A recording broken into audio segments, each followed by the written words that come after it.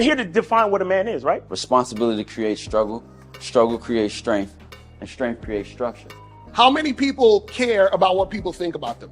Be honest. As a man, you got to be able to protect not just yourself, but your family. When we talk about being a man, it's your behaviors. But I don't say any of this to brag. I don't say any of this to gloat my life up or I'm better than anybody. I start crying. I'm like, why am I crying? And so what I realized was, you put yourself in a target-rich environment. You are the only woman that paid for a ticket to come to this event. if you're trying to teach your daughter to be around a certain man and you're not that man yourself, she gonna choose you. Hey, let me not touch this nigga. He too clean. Where is that on you? It's not on me. It's not on you. The only reason why it's not on you is because you didn't choose it. Find the women who can actually help you build. And here's some deep game for you. You don't have to have sex with all of them. Since 2016, I've been following Lucario and Miles. Y'all changed my life. Followed by Uncle Ram. So ever since then, I've been getting a little bit of too much ass at times. As you know, as a man, there's a balance to it. Your purpose and pussy. And the heavier your purpose. Even if you lose the relationship, you don't lose yourself. And that's the most important part.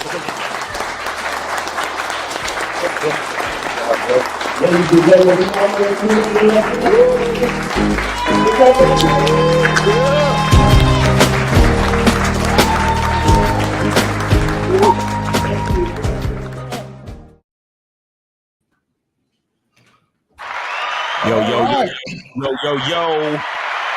We're back. We had to make sure y'all get a taste of, part 1 of 2. Part 2 is going to be in Vegas, Labor Day weekend. Hold on. Yep. Wait, shit. As a matter of fact, everybody on this panel gonna be in the house. So, yep. Y'all better come through, man. Mr. Justin gonna be in the house. Jay Roman gonna be in the house, man. We gonna have K Zaggin in the house. We gonna have Taekwondo in the house. Taekwondo coming to throw? All right, cool. This what's up. And we got keynote speakers, Mr. 1950, Steve the Dean, and Afi Kingdom, hosted by yours truly and Mr. Lucario. Man, it's gonna be incredible. So make sure y'all get your tickets, man. Make sure y'all get your tickets. Let me put the link in the chat so you can put it up, Zach. Yeah. Go ahead, do that real quick. Yeah. I thought I had that shit on deck. That's my fault and shit. Okay, hold on real quick. Let me do that. All right, let me do that. All right, cool. Let me go ahead and show the joint. There you go. Hey, look. Y'all go ahead and copy it. Oh, wait. Oh, see? Did it now. Let's pop it. Shit. Literally, everybody on the panel gonna be in Vegas. There we go. I did it now. What's going I on? fucked around and had Mr. Chocolatey come aboard and shit. No, Wait. What did you call him? Exactly. Pause. Jesus Christ. That's what he called himself and shit. Pause. Like, you know what? Hold on. Awesome Babbitt 2.0 with the 10 euros. He says, keep the game up. Appreciate you, man. All right, cool. So real quick. And I take that back for all y'all that heard that. Y'all, I got kidnapped. My twin brother sat here for a second, but the real carries back. All right, so anyway, man. This nigga here. So anyway, let me plug the joint right quick. Your happiness should not be tied to your woman's happiness. And I was talking to Miles and Jay Roman before we went live, and every time I talk about shit like this, women get in their feelings. You know what I'm saying? And dudes too. You know what I'm saying? They get into their feelings, and I just want people to understand. When we talk about this thing called compatibility, which is literally existing in harmony without conflict, if I'm happy, if I'm a joyful individual, I have peace in my life, and I have tranquility in my life, I don't need a woman to bring those things to me. I already have them. I just need her not to upset the balance of what I already provide. Right. You know what I'm saying? That's it. So if I'm out here dating and I'm dealing with women, and I come across a woman who's a clingy, needy chick, she's insecure, she has low self-esteem, chances are she's not going to have joy in her life. She's not going to have happiness and peace and tranquility in her life. So automatically, we're not a good fit. Automatically. Because if I'm a happy, joyful motherfucker, that means I need to only fuck with chicks that are happy and joyful. See, I saw a Facebook post one time where a guy said if his wife was upset about something, he would call into work the next day and stay with her all day and try and cheer her up. God, that's crazy. And I'm like, you bitch ass nigga. Yes. Like, that's the type of shit. See, that shit right there, when guys, if y'all ever heard guys, when a woman breaks up with them or the woman cheats on them, they'll say some shit like, all that shit I ever done for you. And this is how you do me, that shit. Because you're doing shit thinking, if I can make her happy, or if I can show that her happiness is paramount to me, by virtue of that, it'll trickle down to me. Right. She will make me happy. She will show me a debt of gratitude and all that type of shit. And it really don't work that way. People need to understand that trying to make somebody else happy is a large undertaking. Like, even I got kids, I'm a father. I'm not responsible for them little motherfuckers' happiness. I don't try to make them little motherfuckers happy. Now, I will say this, though. I do like seeing my peoples happy.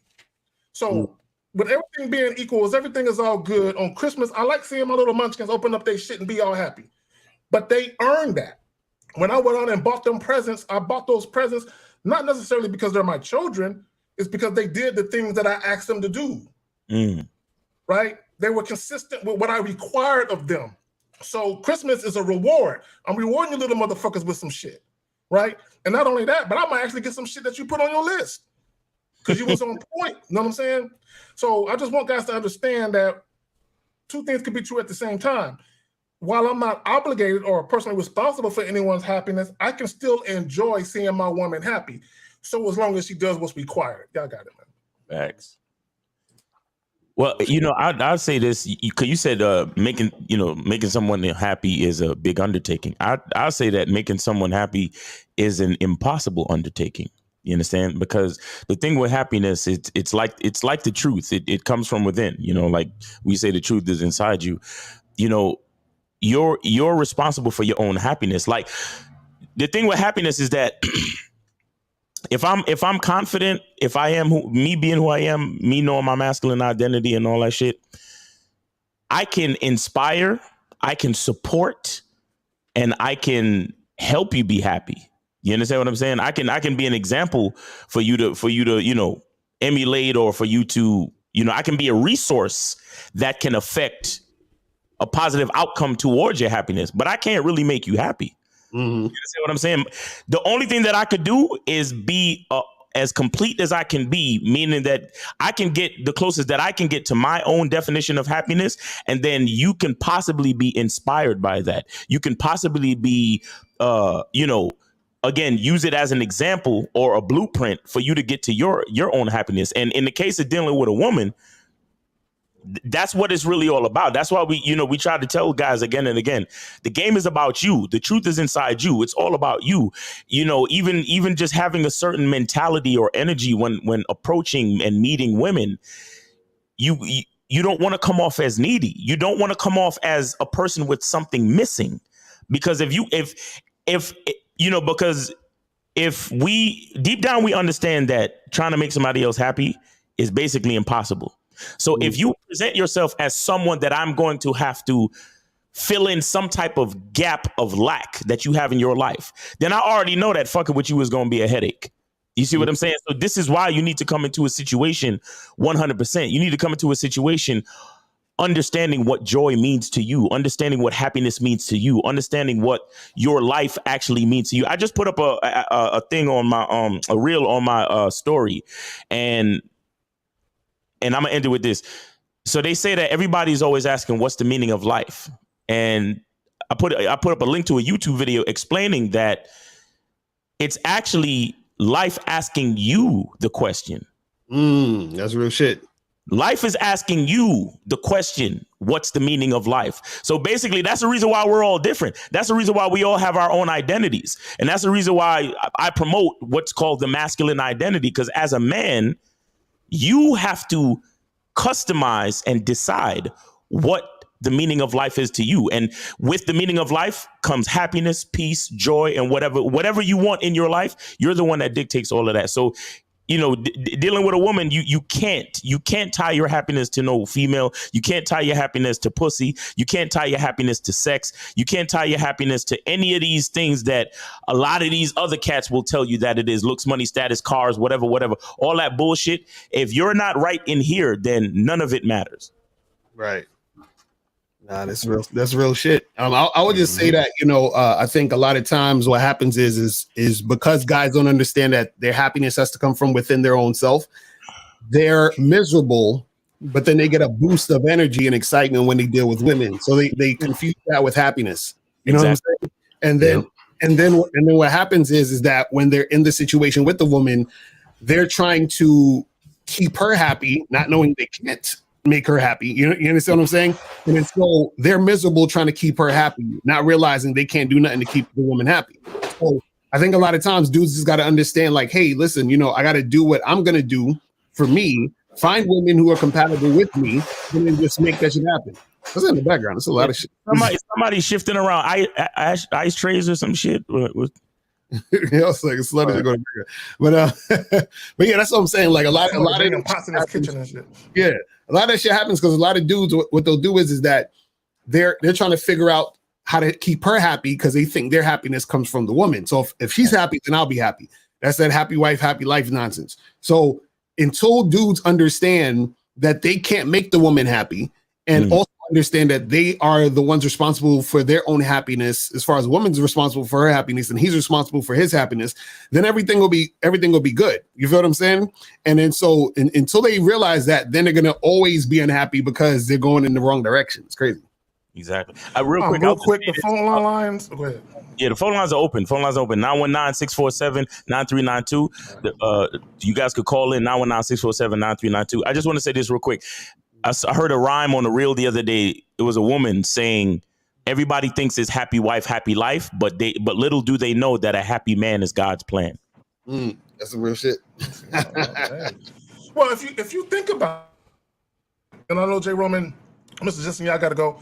If a dude is already happy, independent of a woman, any woman that comes into his life is going to reap the benefits of that. Right. Because he's straight, he happy-go-lucky, joyful. She gonna reap the benefits of that. So as long as she don't upset the apple cart, y'all got it though. Right. Yeah. I never liked that saying, "Happy wife, happy life." Never. Even when I was younger, I just never seen a guy say it, and it not be under distress. Right. He's always saying it under some sort of like, "Oh, I got to do this," and then he looks at everybody else, "Happy wife, happy life." Right, so even saying it ain't even happy. Like you never seen a guy pull up with the his dream car and said, "Hey, my wife just bought this for me. Happy wife, happy life." Nothing like that. It's always something where just grimace on his face. And so, for me, when you guys are talking, I just thought about value. How a guy leaving his job just to make his woman feel even better is somebody that's constantly trying to prove his value to her. Right. His value more than anybody else, which his value should have already been set already by being the man he is and being consistent with the man he is in her life already. That should already be there, and there's nothing to continue to prove, for her to say, you know what, I got the greatest man because he does this and he does this and he does that, and you don't have to continue to prove anything. Right. She should already feel that way by the way you move, because it's so natural for you to move like that, because it's not just something you're proving, it's already inside of you, right? By the way you move as a man, it's already there where she can say, all right, the reason why I have such a positive nature about myself is because he's very positive. He's always positive about the way he moves, the things he do, and stuff like that. I don't have to be sad because he won't let me because of this and this that he naturally does. But if I'm getting off of work to come to you and hey, well, you should already know how I would handle the situation because you've been around me so much and you already see the value on how I move. Right. So it doesn't matter what's going on in your life. You can make that one phone call. Hey, babe, this is what happened. Oh, okay. Well, what we're going to do, okay. The thoughts should be congruent with each other. because that person has been around you and have already seen the value in you. And I think that I just read the message. Is it really that loud? It's got some distortion. No, it's the distortions. Okay, let me reset it then. I just read that. My bad. Go ahead, Justin. Let me see if I can figure this out before I continue. I've got a different standpoint. A lot of my thinking comes from more of an Eastern perspective, and I do not like the up and down. I'm not into the up and down, a positive, negative, because when we say you're happy, that's considered, I guess, positive, right? But then once you're there, you fall into the trap of it changing, of becoming something else. So now you have this roller coaster of existence, right? And so for me, the most ideal position is zero, right? So if you remember when we're in school, on a number line, you got negative numbers on one side, positive numbers on the other, and zero in the middle. Got the integers and shit. Yeah, for me, the most ideal position is zero, right? And things can come up in my life that bring me towards the positive number or the negative number, but I'm not attached to any of it, right? And so I can kind of come over a little bit one way, a little bit another way, but then I always like a water bobber, like when you're fishing, you pull it down and you let go, it comes right back up to the surface. You pick it up into the air, you drop it, it lands right on the surface. So eventually I'm always coming back to that 0 point.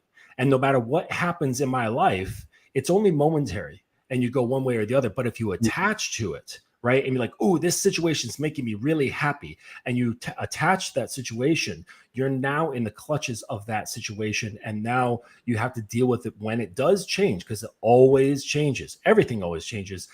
Then you're going to feel the loss of that change. So, and then the same thing happens with negative experiences, attaching to that and getting all worried and frustrated and anxious or whatever. So when you have a positive experience, be it a woman or something you're doing or whatever, I always advocate for holding instead of grasping, right? The woman in your life, you hold her, but you don't grasp her, right? And when you hold somebody, and that could be a relative, that could be a lover, that could be a friend, whatever, or a mentor, it doesn't matter. You hold them, and that allows you to actually enjoy what they are, right? When you attach and you grasp onto them, that clouds what you can experience and what you can perceive. And now you're really trying to control the situation, right? And that will most definitely lead to even more suffering down the road. Right. You said something about attachments, Mr. Justin, and shout out to Lucario, because he talks about his mentor being Anthony DeMello, and I didn't know anything about Anthony DeMello until he mentioned him. So there's a saying that he does have, that all conflict come from attachments. Right. And that's the problem with people. One thing that I say, just enjoy people until they're no longer enjoyable. Right. But don't stay attached to them, because all this shit is temporary. Everything is temporary. You know what I'm saying? And my thing is, there's a saying, there's a rapper by the name of Red Cafe, and I don't know if y'all know who the nigga is, but I know Red Cafe is. Yeah, he said a saying, making permanent decisions with temporary people. Right? He said that in a line. And a lot of guys and women are out here, they're making decisions, and they have this false belief that what they have going on with any particular individual is always going to be there. And you have literally no control over how long that situation lasts or how good that situation stays. Okay, you just don't. So for me, I always tell guys, be mentally, emotionally, and financially prepared for anything to end. So if you're married, you got kids, be prepared for that shit to end mentally, emotionally, and financially, right? The problem with a lot of dudes is they're never prepared for that, because they out here falling in love, which I think that's like a crime against man and shit, to fall in love and shit. You know what I'm saying? You don't, you know what I'm saying? You just don't. There's nothing wrong with, like, I like the word adore, which means respect and love. I have no problem adoring a woman, but that falling in love shit, we all know that when you quote unquote fall in love, your mind gets clouded, and what typically happens, all your decisions are based on your feelings and your emotions at that time. And women are governed by their feelings and emotions. So somebody got to be fucking pragmatic in a relationship. You know what I'm saying? Right. Somebody got to be like, hey, shorty, she kind of wild with this love shit, but I got to be the one that make it make sense. So I just want guys to understand, again, your happiness shouldn't be tied to the woman's happiness. There was a video, I think Elle and Miles, y'all might have did this video. I think it was y'all, where there was a guy who would sit in his parking lot. And when he would get home from work, he would just sit in his car in the parking lot because he didn't want to come in. In his driveway, in the driveway to his house. Yeah. Right. In his driveway. Yeah. And to me, I thought that was crazy because I'm like, my woman's mood does not impact my mood. Not at all. Let me give you an example. If I go into the house after working all day and my woman is in the bedroom and I walk in the bedroom, what's up, babe? How you doing? And she just kind of look at me with the side eye and kind of grimace at a nigga. I'm like, all right. I'm going to go right upstairs, hop on the Xbox. I might turn on ESPN. I might, you know what I'm saying, edit a YouTube video. Her mood does not impact my mood. The problem with a lot of guys, they'll see that she's upset, and because she's not responsive to him asking her what's going on, he wants to come down there and talk to her about her mood because her mood impacts his mood. He feels like if she's in a bad mood, if she's angry, somehow, some way, that's going to filter down to me. Right. And what guys is really worried about is, damn, she mad. Damn, what if I want to fuck tonight? That's a good chance I might not, you know, I gotta make this right. I gotta go fix this shit. You know what I'm saying? Because that's the only way I can get some sex if she happy. Right. Also, and I'm gonna say this and pass it back to you guys. I saw a video clip from what's them niggas' name? I can't. It's a podcast. But anyway, the dude was talking about how if his woman ain't fucking him and it's been a minute since they had sex, he would go to her and ask her what's wrong, and then she would say, "Oh, you're not romantic enough. You don't take me out enough. We don't take enough trips." So he would immediately start doing all of those things. Oh my God! If I make her happy, I can finally get some sex. And my thing is, it's not you, bro. She's not happy with you. And let me just say this. I want to just point this out regarding guys who are in sexless marriages. There's a difference between a woman wanting to be a wife versus being your wife. And how she acts. That's facts. You know what I'm saying? How she acts is indicative of, does she just want to be married or does she want to be married to you? So if you're in a sexless marriage, she just wanted the title. She wanted the fringe benefits of being a wife because she never honored, she never admired you. And this is why you're in that predicament where she ain't fucking you. But y'all got it, man. Right. I want to add, and by the way, guys, again, 919-647-9392, 647-9392, guys, call in. Please do not wait till later when we're trying to fucking get off the show and y'all trying to call in. Please call in now. All right. But anyway, I want to add this to what Mr. Justin was saying about being at an even keel at all times. You know, when you and Mr. Lucario and myself, we were talking about this on the Bad Boy Show. And if you want to be a part of the Bad Boy Show, which is our weekly podcast, y'all could go to patreon.com/Mr. Lucario. But we was talking about the overall like challenge and prestige that comes with being a man and understanding how close you are to God. It's like once you reach a certain awareness as a man, I think there comes a certain like recognition of truth where you can't really be happy about life, but you can't really be sad either.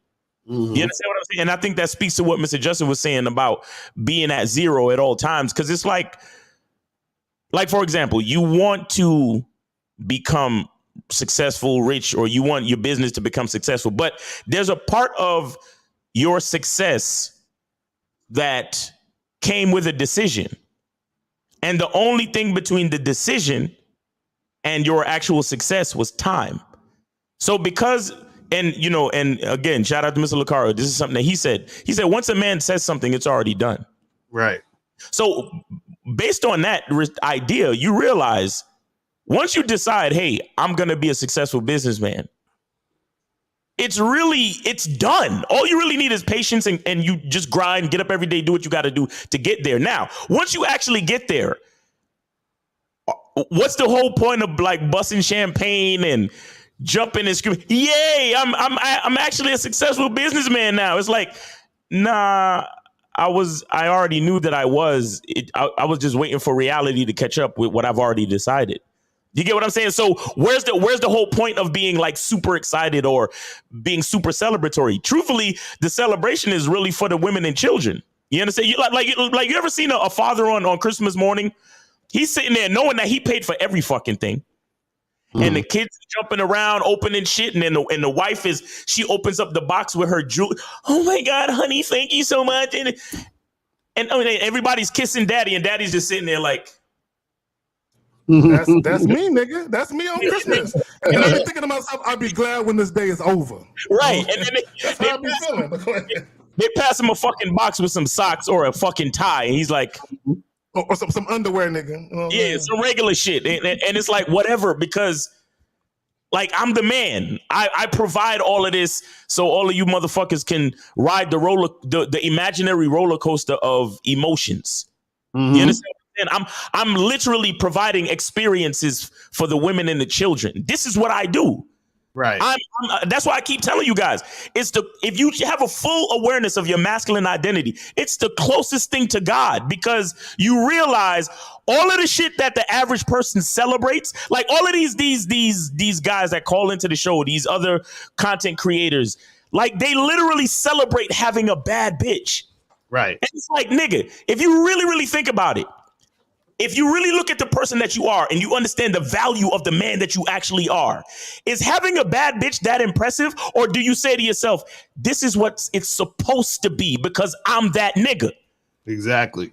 What it's supposed to be because I'm that man. This is what it's supposed to be because I am a singular object in the world. I am Miles Cunningham. You cannot find Miles Cunningham any fucking where else. So a bad bitch is supposed to be fucking with me. So how can I even celebrate that? How can I even show off? Or how can I even jump around and act like, hey man, I've heard guys say this. You know that you a bad motherfucker if you show up with a bad bitch on your arm. And I'm like, no, please. I was a bad motherfucker before, during, and after the bad bitch on my arm. Stupid. You see what I'm saying? But y'all got it. Well, I look at it as she looked better with me. If she would have came here by herself, she wouldn't, you know what I'm saying? She wouldn't be shining like this. Exactly. She looked better with me. You know, one of the things that I always used to like about Barry Sanders, the great running back for the Detroit Lions, he never celebrated touchdowns. He never celebrated touchdowns. Because he's like, it's supposed to be like this. I'm supposed to run wild on you niggas and run for 200 yards and score 5 touchdowns. I'm supposed to do this. You know what I'm saying? So he never celebrated. Now in the NFL, they got all these celebrations choreographed, and you know what I'm saying? You got niggas, after an interception, they run all the way to the other end zone, they posing for the camera. And I'm like, you bitch ass nigga, why you acting like that? It's sad that people don't expect for good things to happen to them. Exactly. So when it do happen to them, but I think that comes from some form of insecurity where you feel lucky that this happened to you. You know what I'm saying? That's why you said chicks be celebrating bad bitches, because they feel lucky. They put women on so much of a pedestal. They feel honored and blessed and lucky that woman is fucking with them. And this is why they really have problems with women, because women should feel that way. Women should feel honored that you made them a girlfriend, a fiance, a wife. They should feel honored, by that motherfucking situation. But y'all got it, man. I think we need to list. Is the volume and everything okay now? Is it good? Well, yeah. Okay, I think we need to list a solve that we just solved, and it's called the Midlife Crisis. I know we all heard about that. A lot of guys having the midlife crisis. As we were sitting here talking about this, it just made me think about. I always heard about this midlife crisis, and I realized it's somebody that hasn't been living his life the way he's been wanting to live his life. And so at some point he has a break where he puts himself as a priority, and he no longer takes the happy wife, happy life, happy kids, happy me, happy this, and he puts himself in that priority and says, you know what? I'm going to start doing things for me. So if I want the car I want, if I want to go on the trip I want, if I want this toy I want, I'm going to get it.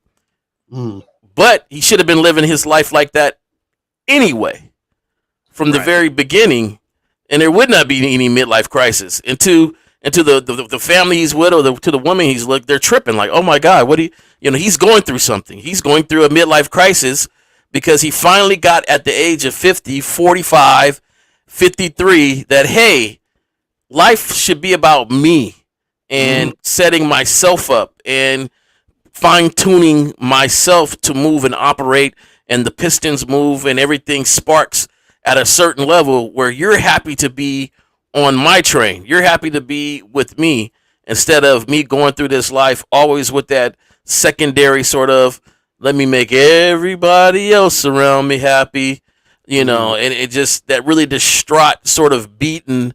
And I hate that some guys talk about manhood in a way of even when you're in relationships, how you're this beaten dude that your job is to take the abuse of everybody in the forefront, and you don't demand anything, you don't ask for anything, you don't put yourself first, you just go and you just make things happen, and whoa, and it sets a tone where are you? And it's okay to be a man to be able to handle things that's coming up, but it should be part of your default system along with taking care of yourself and fine tuning everything where it's about you.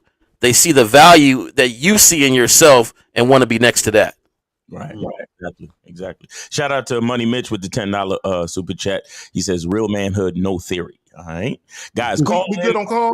Yeah, they ain't hit it yet. 919, the lines are open, guys. 647-9392, 647. Let me show this clip.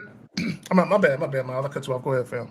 No, you're fine. Go ahead. All right, so like Miles was saying, 919-647-9392. Don't be scared. Call in. If you got a difference of opinion or if you just want to give niggas they cigars, call in and do so. I'm going to show this clip, and then now it's an old clip. Some of y'all might have seen it already, but let me go ahead and do it. Deserve to be somebody's wife. $250,000, $200,000. The type of wedding you want, that's how much it costs. You're bugging the. We're gonna invest that. My job as a man is to hold the household down, and she hasn't worked in years. I'm not spending $250,000 on a wedding. I'm not doing it. So you have no plans on getting married? I have plans on getting. Let's go to City Hall. I'm not a City Hall bitch. Stop saying City Hall because shit is about to get left. Like I'm telling you right now. At the end of the day, I love you more than life itself. But you gotta be easy with all this. Love ain't enough. How long you plan on being broke? All that we're broke. Watch your mouth. That's not it costs broke. Too much. That's smart. Broke people behavior. That's smart. All right. Listen, you call it broke. You know what I'm saying? Leave and see what your ass gonna be. Yo. Can't even watch it like that. Like that shit's weird, man. It's comical. I meant to do a reaction to that shit. That shit is, yo. Go ahead. You got it first, damn Miles. Go ahead. Bro, let me tell you something, man. When she said I deserve to be somebody's wife. Somebody, like, these bitches is like, oh, I don't care who it is, as long as it's. I just said that. Go ahead. You said a couple minutes ago, and when you said it, I thought of this fucking clip. Yo, that's crazy.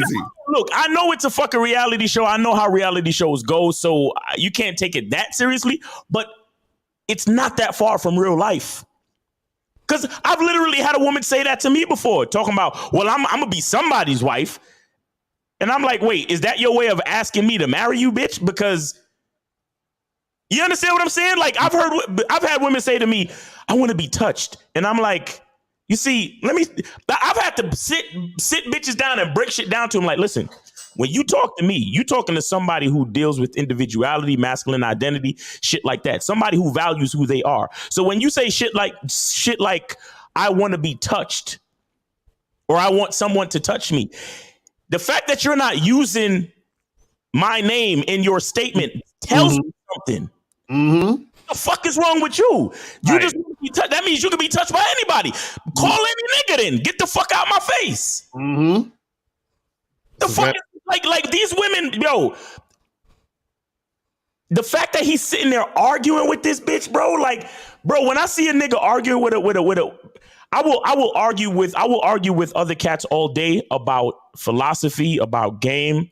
I'll get passionate. I'll call niggas bitch ass niggas, all that shit. I'll do that all day because I have passion and love to make sure that a man's mindset is set straight. But when it comes to a female, that's the equivalent of me trying to argue with a 6-year-old. You hear me? Right. And it's not because I hate women or anything like that, but understand who you're fucking talking to. You're talking to somebody that moves off of emotions. Listen to what this chick is saying. I'm not no city hall bitch. First of all, who you yelling at? Right. Who the fuck are you? Oh, all right, I'm good. Go ahead. Well, you know what don't make sense to me? I don't understand how a dude would be with a chick like that, and even in this talking about marriage. Right. That's the part that I don't get. Like, how are you with this woman, and this is how she act to the point where y'all got to that point in the relationship where you even thinking about marrying her? But see, this is the thing though.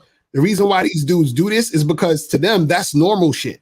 Right. That's normal for the woman to act this way. That's normal for the woman to basically disrespect them because she's like, "Oh, you broke and this and this and that," and I'm like, how you sit there and your chick is talking to you like this? This is great. Like at that moment in that scene, we would have been done. I'd have broke up with her.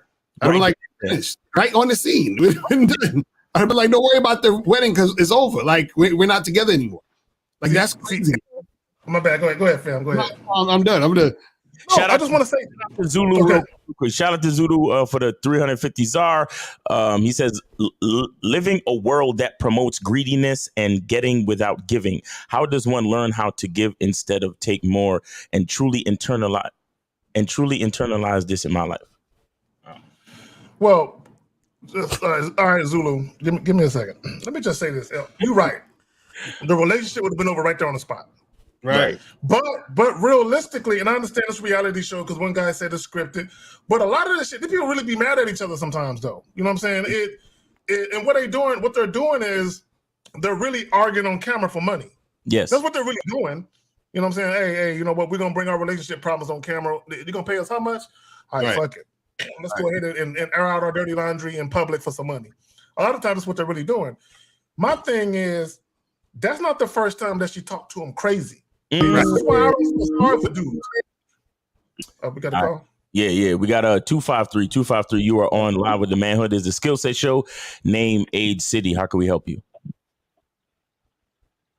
Hey, what's up, Moss? So my name is Sayel, and I'm from Seattle. All right. And I just wanted to hold on. Ask you guys, hold on. We need the age. The age is the most important thing. The age is the most important thing. 25. All right, go ahead, sir. So I just wanted to ask you guys how you deal with situations, you know what I mean? When it's like there's a girl that's fucking with you, but she's related to your friend, or you know what I mean? Shit like that, like coworkers or niggas that you know and shit. And it's you don't want to stop being you and being a man and shit. But sometimes it just kind of feels, you know what I mean? Weird and awkward, what's up niggas and shit. So yeah. Okay, so you know a girl, you're messing with a girl that knows other people in your life? Oh no. I'm talking about, okay, you know what I mean? Let's say, hey, wait, hey, listen. Hey, listen. Stop saying you know what I mean, because I don't know you. I never met you before. I don't know what you mean. You're gonna have to tell me what you mean. So stop saying that. Focus. Instead of just saying words, you're better off to pause, take a breath, and think of how you want to convey your message. Don't say shit just for the sake of saying shit. You get me? Okay, go ahead. So you have friends, you know what I mean, or co-workers, people, you know what I mean, other men kind of in your life that you fuck with, friends and stuff, right? But so you fuck with men? His sister, no. His sister, you know what I mean, his moms or some shit, you know what I mean, girls that are involved with people. Caller. So you're saying, caller. So you're saying there's a girl that you might want to deal with or fuck with, but she is related to one of your friends, or she's a close relative to one of your friends. That's what you're saying? Yeah, but not specifically a single girl. I'm just talking about girls in general that your friend, girlfriend, maybe. Hey, caller. Caller. Yep. Caller, can you hear me? Let's not do in general. Do you have a question pertaining to your exact situation, exact life? Yes. Exact situation, exact life. Because we want the details of that. We don't want in general. Yeah, this isn't theory. Yep. Yep. All right, so I have a homie. You feel me? I've known him since kids and shit, and recently, you know what I mean, when we started to play soccer and shit, I started to see his sister coming through and shit. Usually, I don't fuck with shit like that, but she's just kind of been showing me signs, fucking with me and shit, and sometimes too when, you know, it's just me and him. Okay, like, okay, hold on, caller. Listen, brother. Hold on a second. Listen. Yep. So, are you interested in this woman, your friend's sister? Yes, kind of, but just to fuck with her, you know. I don't want to. So Okay, caller. Let me ask you another question. I'm gonna simplify it for you. Do you want to fuck your friend's sister? If she wasn't a sister, I would. Yeah. Yes or no? Caller, please. Caller, listen, you came to us to talk about your situation, right? Stop with yourself. Just be honest. Do you want to fuck this girl who is your friend's sister or not? I just told you. No. But I don't want to. No. Answer the question, yes or no. Do you want to fuck this girl who is your friend's sister? Yes or no? Yes. Okay. Do you know if she wants to fuck you? From the signs I've been getting, yeah. What signs? Please give us specific signs that lets you know that she 100% wants to fuck you. Give us the signs, please. You know, sounds like teach us. So out of nowhere, like, you know, like, for example, like I said, it's just me and him chilling. She'll just come in, you know, be flirty, say some shit, you know. What type of shit does she say? What type of shit does she say? What type of shit does she say that's flirty, please? Okay, caller, real quick. Can you be a little more descriptive? Can you tell us exactly what she is saying? I got him. Zach, caller, tell us what you said she's saying flirty shit. Tell us exactly what she said that's flirty shit, please. Flirty shit. It's still like subtle. It's no. Caller, I'm going off of what you told me. You said she comes in while you and your homies chilling and she says flirty shit. Tell us exactly what she said. Exactly. I don't remember like verbatim to verbatim. It's more kind of the So that's what I'm trying to do. So, bro, you just want to fuck your homie's sister because you don't have a lot of bitches. How many bitches you fucking with right now, my nigga? How many women are you seeing right now? He's not. How many girls am I seeing? How many women are you dealing with right now? I don't have like a girlfriend or some shit. Okay, so why not focus on turning those 2 women into 3 and leaving your homie's sister alone? Why don't you do that? Okay, this is where it's like I feel like even from the beginning, this shit went left. I was just talking about general situations. But you're not talking about a general situation. Let's be honest. You got a situation where you're trying to fuck your homie's sister, and you're trying to make us. You're trying to ask the question. I'm quite sure you asked the other homies. I would be about doing it, not talking about it. I'm just saying, how do you guys handle situations where it's like there's a girl, like I said, she's involved with some shit. Caller, why don't you just fuck her? Yeah. Caller, why don't you just fuck her? Do it. Nah, bruh. That's my homie's girl. Nah. Then why are we talking about it? Yeah, why are we talking about it? Why are you asking us for it then? That shit. So then why are you asking us? He's looking for permission from us. Because he's uncertain of himself. Just asking again, like how other people handle the same situation. Why are you worrying about other people? About other people. What difference does it make? What do you want to do? Right there, true. I should still make my own decision. Yeah. Yeah, you still got to make your own fucking decisions. Yes, exactly. So what are we talking about? Are you gonna fuck her or not? Do it. All right, you know what? Let me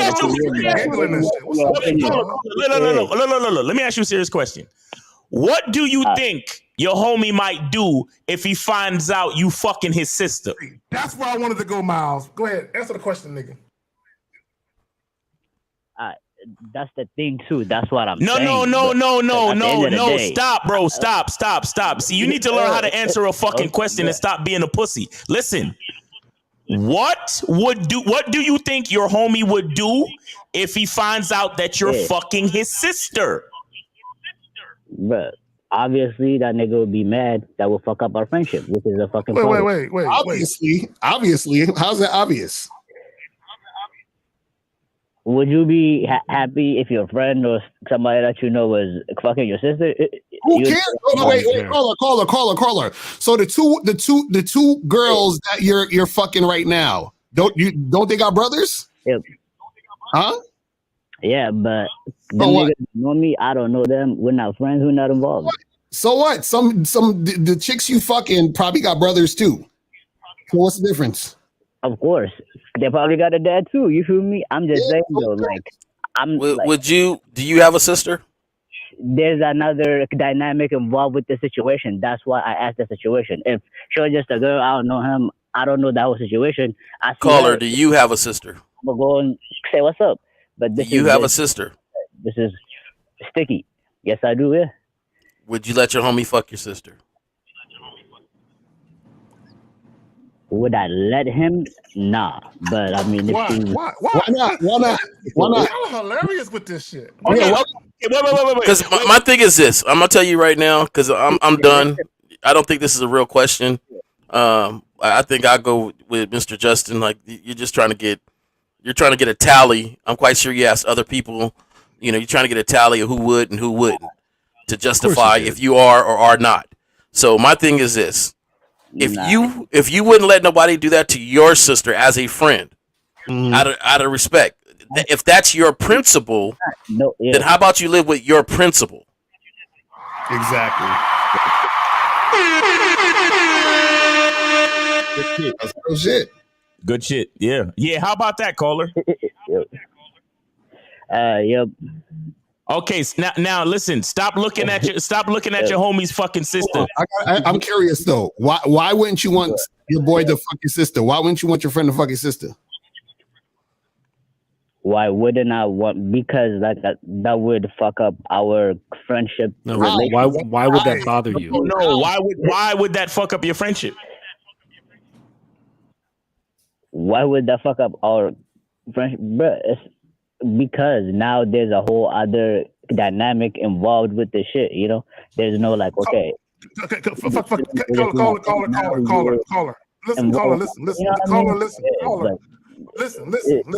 You keep saying, you know what I mean? We don't know what you mean. Are you in the habit of picking the guys whose penises your sister samples?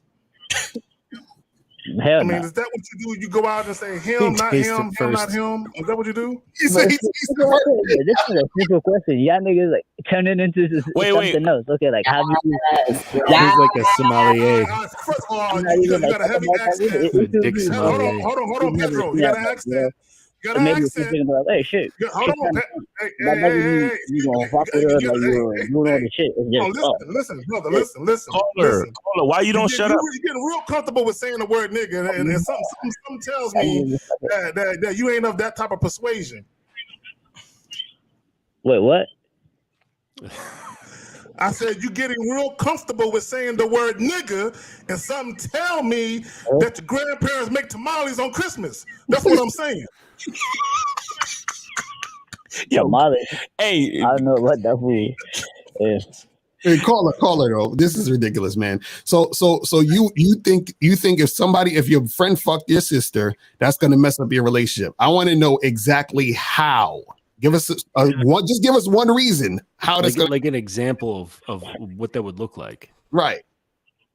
I could give you a reason, but I can't give you an example because that shit has not happened to me. So I can give you this is what would happen if this happened like this. I don't know what exactly would happen.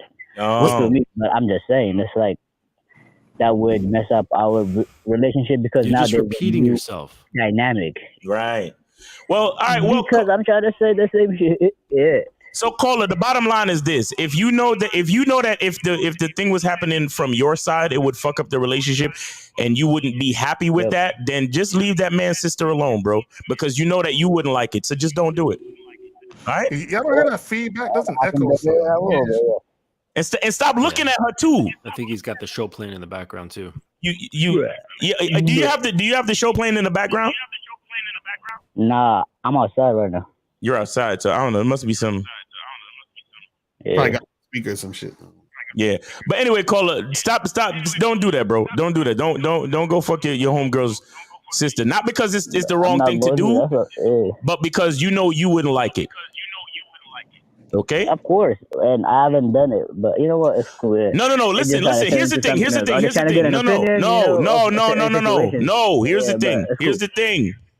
You called in to ask a general question about how people deal with situations like that. You ever heard of something called the golden rule? The golden rule? I mean, yeah. Yeah, basically treat people how you want to be treated. So that's how people deal with those situations. If you know you wouldn't like it, then don't fucking do it. Mm-hmm. All right, we got 447. I had to just go to the next call because it's not letting me merge. But we got 447. 447, you're on the Manhood is a Skill Set show. Name, age, and city. 447. It's Art calling from London. Art from London. What's going on, Art? What's good with you, man? What's good with you, governor? I'm just on the walk right now, listening to the game. Very, very powerful. Really appreciate the Saturday show. Nice, right? Yeah, right. Having a good day, right? It's cloudy. It's actually quite cloudy right now. Typical London weather, isn't it? So. It's pretty gloomy. Pretty gloomy, I bet. That's par for the I course lived in England for 2 years, and England don't have no summers, nigga. It's fall, winter, and spring. That's about it. I feel like London's like an experiment, man, because like the weather is just crazy. It's got like a mind of its own. You can't predict it. It's crazy. Right. But I lived in Ipswich. I didn't live in London. I lived in Ipswich. Ipswich. Okay. Yeah. Ipswich is pretty cool. There. The football team's pretty popular. All right. What's on your mind, Art? I just wanted to chip in. I agree with what you guys are saying. About the whole like happy wife, happy life sort of mentality.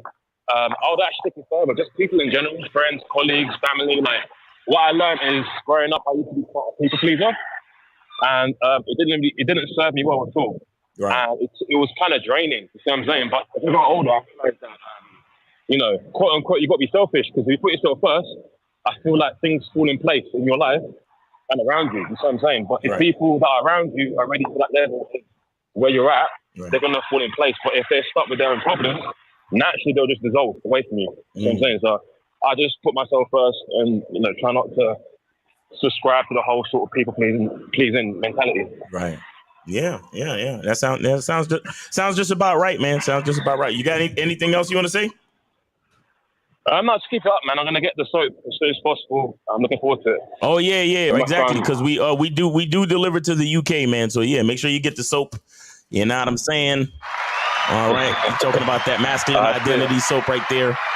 That's good shit for real. Yeah, man. I think people pleasers are phony.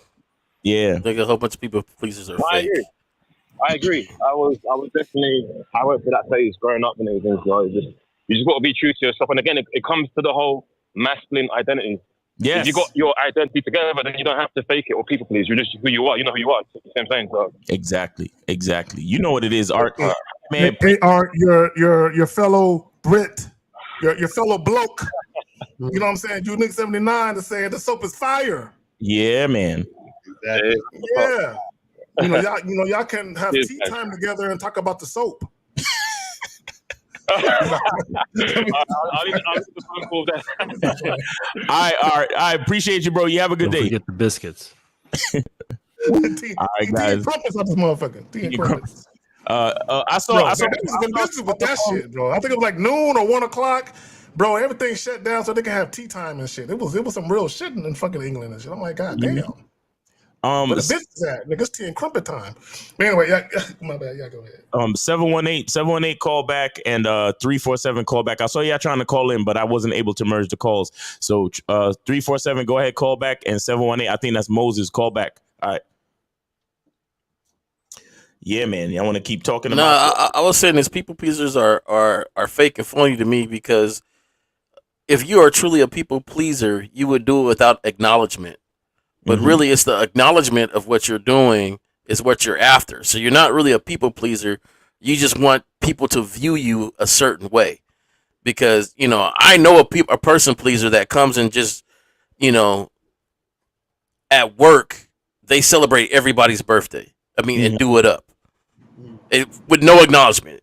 You know, if you say, hey, I don't want nobody to know about my birthday or anything like that, they will drop it off to you. Boom, that's it. But happy birthday. You know, it's not nothing to be flashy, nothing to be anybody else to see. They just get the enjoyment out of doing that. To me, that's a person pleaser.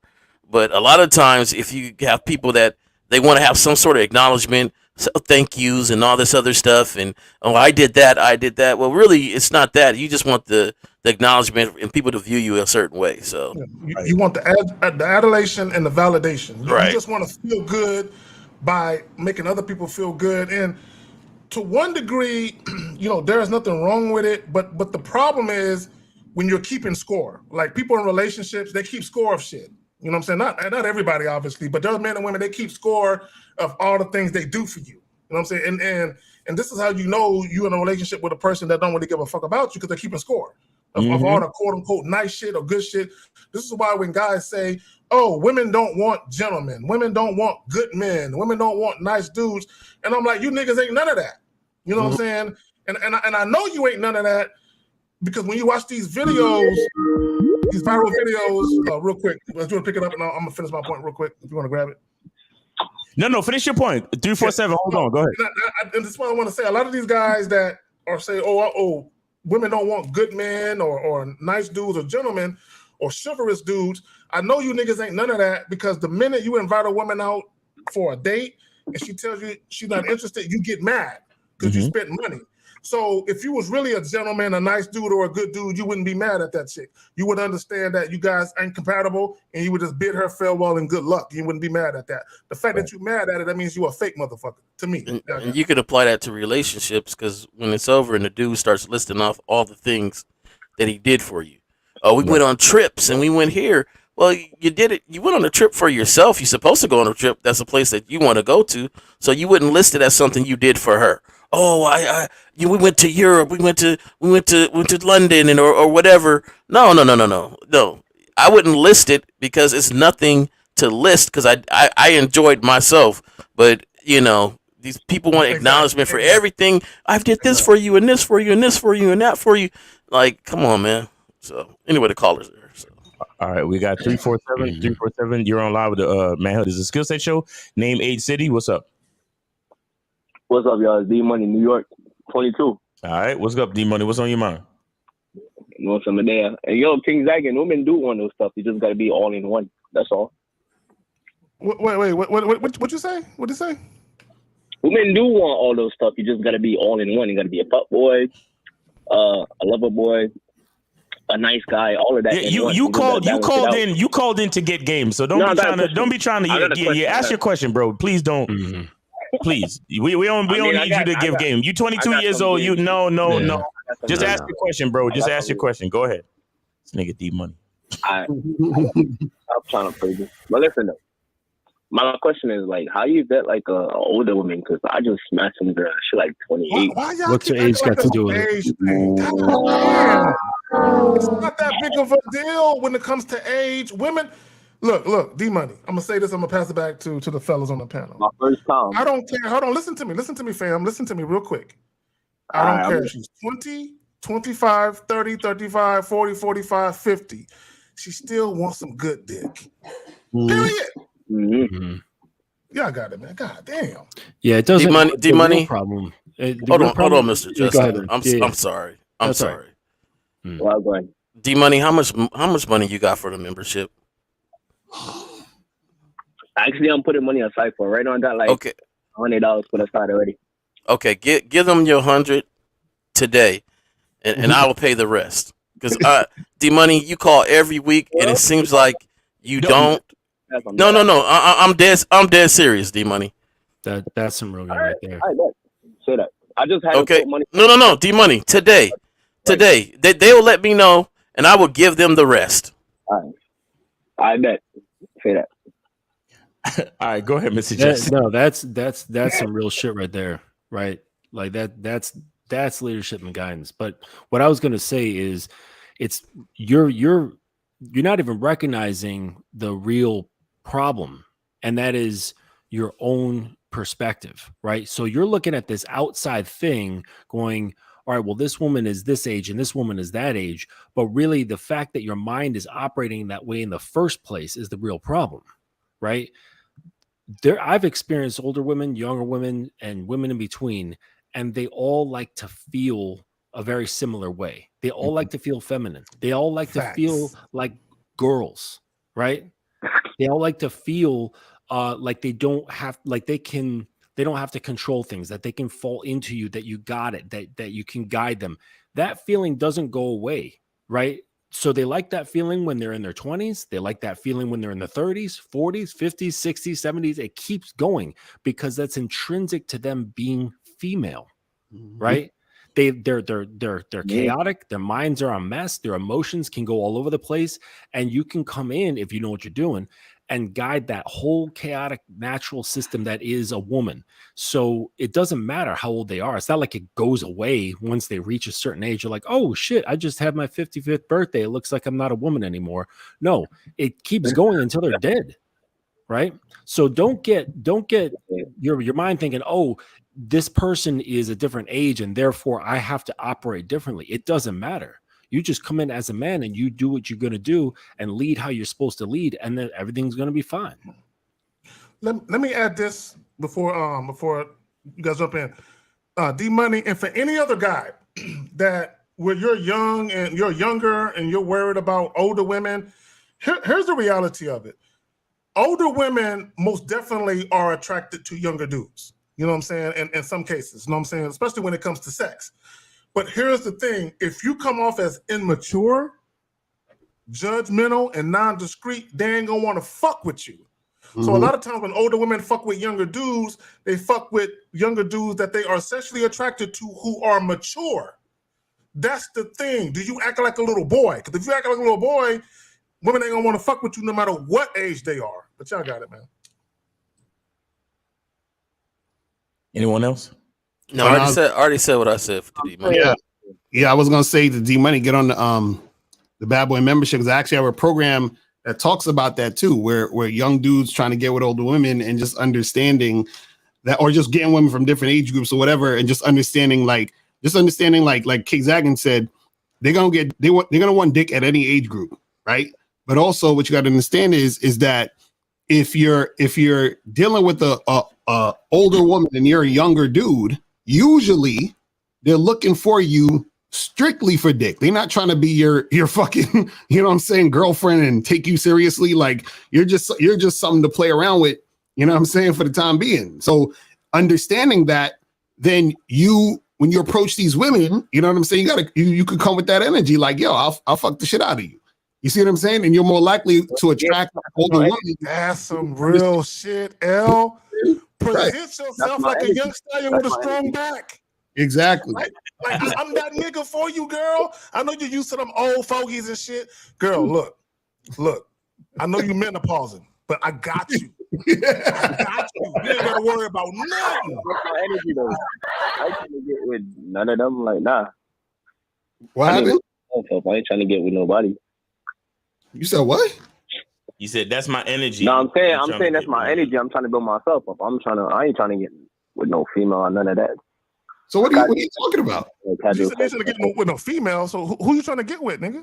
What's going on with you, bro? Relationship wise. That's what I'm saying. Oh, really? Okay. All right. Yeah. So you ain't trying to get with no woman. I'm thinking you got some other thoughts. You know what I'm saying? So all right, nah. Make sure you straight. I got one more question. When should you accept gifts from because she want to spend and do all that crazy shit, so I just take it all or what? Wait. I gotta stop you. Are you asking a general question or a specific question regarding a specific woman? Should you take this general? Like, should you accept gifts? No, forget general questions. Bro, if it ain't happening for you, bro, y'all niggas be asking these questions that y'all never experienced. It's like, in general, if I ran into 3 chicks that wanted to fuck me at the same time, what should I do? It's like, come on, man. If one of them's got a limp, And the other one's wearing a red shirt, and it's Tuesday. They're like in general, if I happen to run into Rihanna and she want to give me some pussy, how should I go about it? Like, what? So when I was younger, I did have a couple of older ones. I was about 25, and one was about 45, and I had another one that was about 42. And one I messed up on because I got real comfortable. You know, that 45 put it on me. You know, I was only 25, and at the time I didn't really know how to fuck. I just be real honest. You know, I had the young back, but boy, you know, she had the age, right? So, you know, I got real comfortable. I was trying to go back over there a lot. You know, hey, how you doing? And but you know, so that quickly fizzled out because, you know, one person put on the text stream about discretion. That's a real thing when you're older. You don't want a lot of you know, flamboyant, you know, coming at a car, at a vehicle, used to thump down the street. So, you know, she knew I was coming blocks away. You know, there was just no discretion about me, you know, hopping out. And that was a real thing. As far as the 42, she gave a lot of gifts, and I took all those gifts she gave me. You know, she's a 42-year-old woman. She knew what the deal was.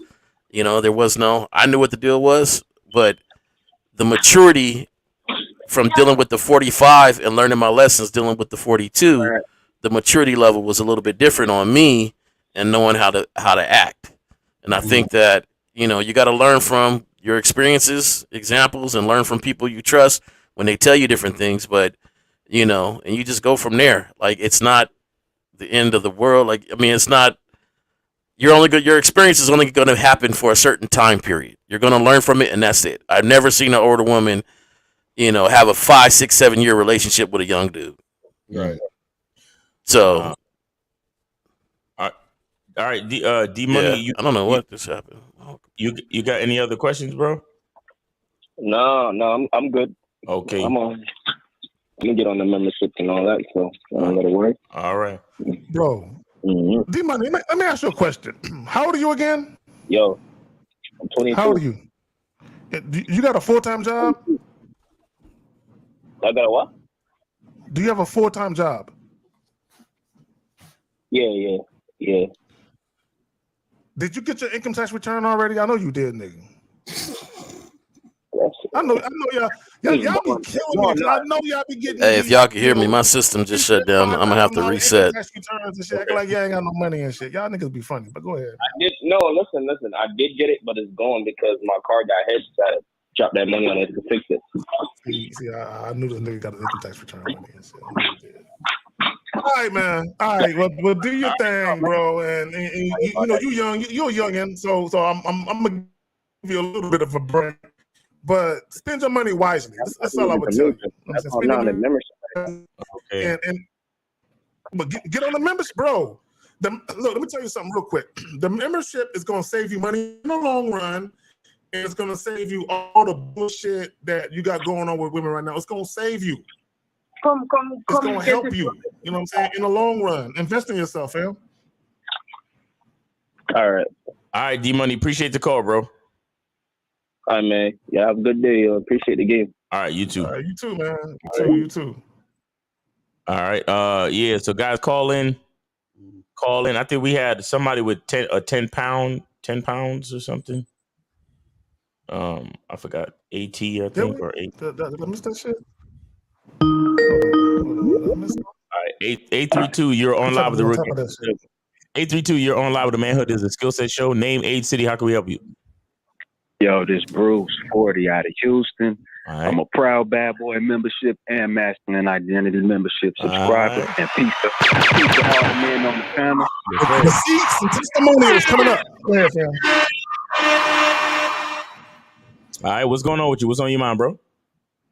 Respect to all y'all men on the panel. I just wanted to shine a little bit of light on a few calls ago. The dude who was calling in talking about his friend would feel some type of way if he fucked his sister and whatnot. Mm-hmm. What I want to shine some light on is I know at least on a subconscious level, and I could tell by how the dude was speaking and how he's avoiding answering the question straight up and how he can't form a complete thought about his own thoughts, that he knows there would be a problem if he fucked with his homeboy's sister, because he and his homeboy both know for a fact that as a man, he ain't shit. And I'm not trying to say this to down talk the young dude, but it shows that he knows he has no ability to guide a woman anywhere that's worthwhile for either of them.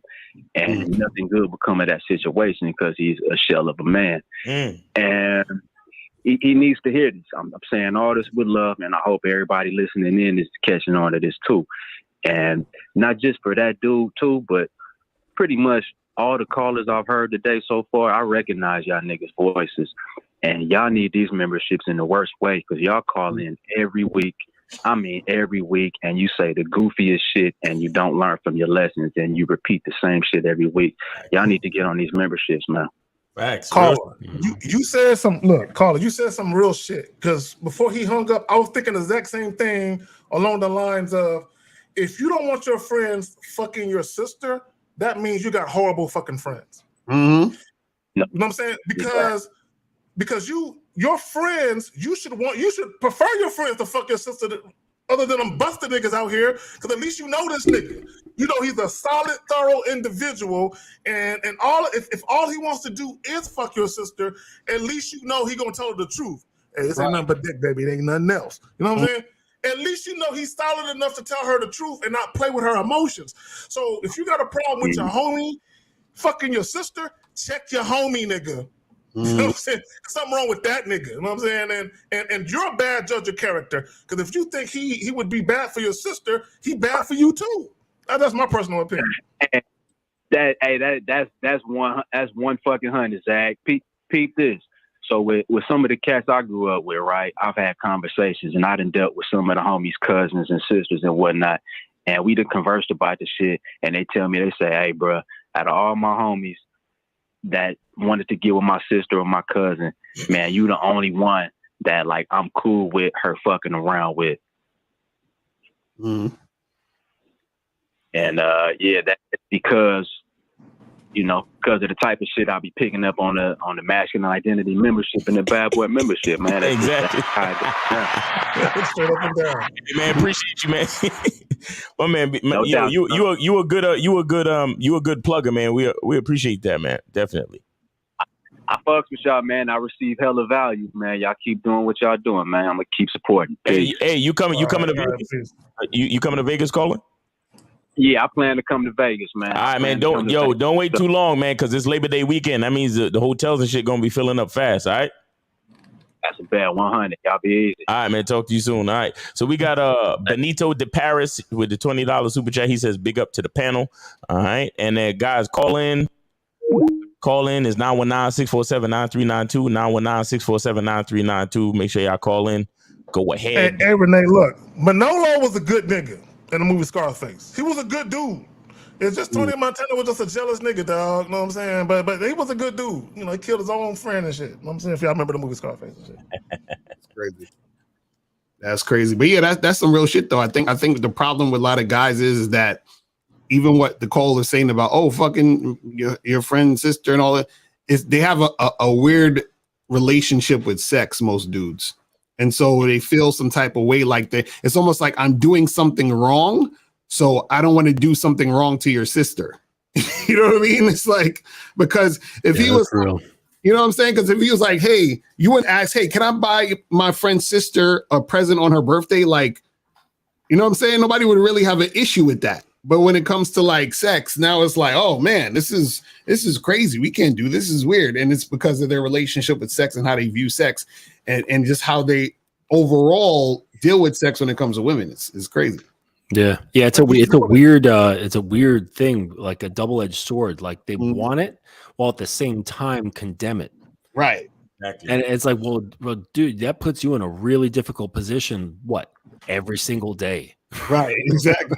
Like this is how people live on a daily basis. Like, oh, I want to do that, but then they think doing it is a dirty thing or a degrading thing, or it's going to have some sort of negative effect, and they don't realize like how that really reflects back on themselves. Like they think that there's some kind of poison that they're coming into someone's life like that. It's like no. Like, yeah, I've got a gift for your sister. What gift? Oh, me. Right. Well, and my thing is, again, if the guy that you're so-called friends with, if he thinks you're a solid individual, he should be thinking in his mind, you're the most solid motherfucker I know. Of course you can fuck my sister. I ain't got no problem with that. Right, You know what I'm exactly. saying? Like I would rather you fuck my sister than anybody else. Right. You know what I'm saying? And I'm gonna say some real shit. Niggas ain't gonna like this.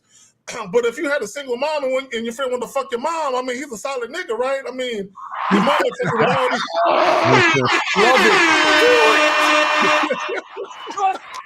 it. She been fucking. You've been fucking with all these niggas that try to be your stepdaddy. You know what I'm saying? You had like 15 stepdaddies in 10 years and shit. You know what I'm saying? This is the most solid nigga that she had. You be like, all right, nigga, go ahead, dog. No, nigga be like, don't break my mama's heart. Right. Don't break her heart. I'll come for you. Let me stop playing. Ultimately, that entire like topic speaks to what the things we can control and the things we can't. That's that. I think that's all it boils down to. And a lot of dudes, you know, a lot of people in general let their egos interfere with shit. And it's like, you can't control who fucks who. Right, exactly. Yeah, you can't stop people from being attracted to each other and fucking. You just can't. I don't care if it's your mother, your sister. Mama's different. Even if it's she's a woman, no, she's not different, fam.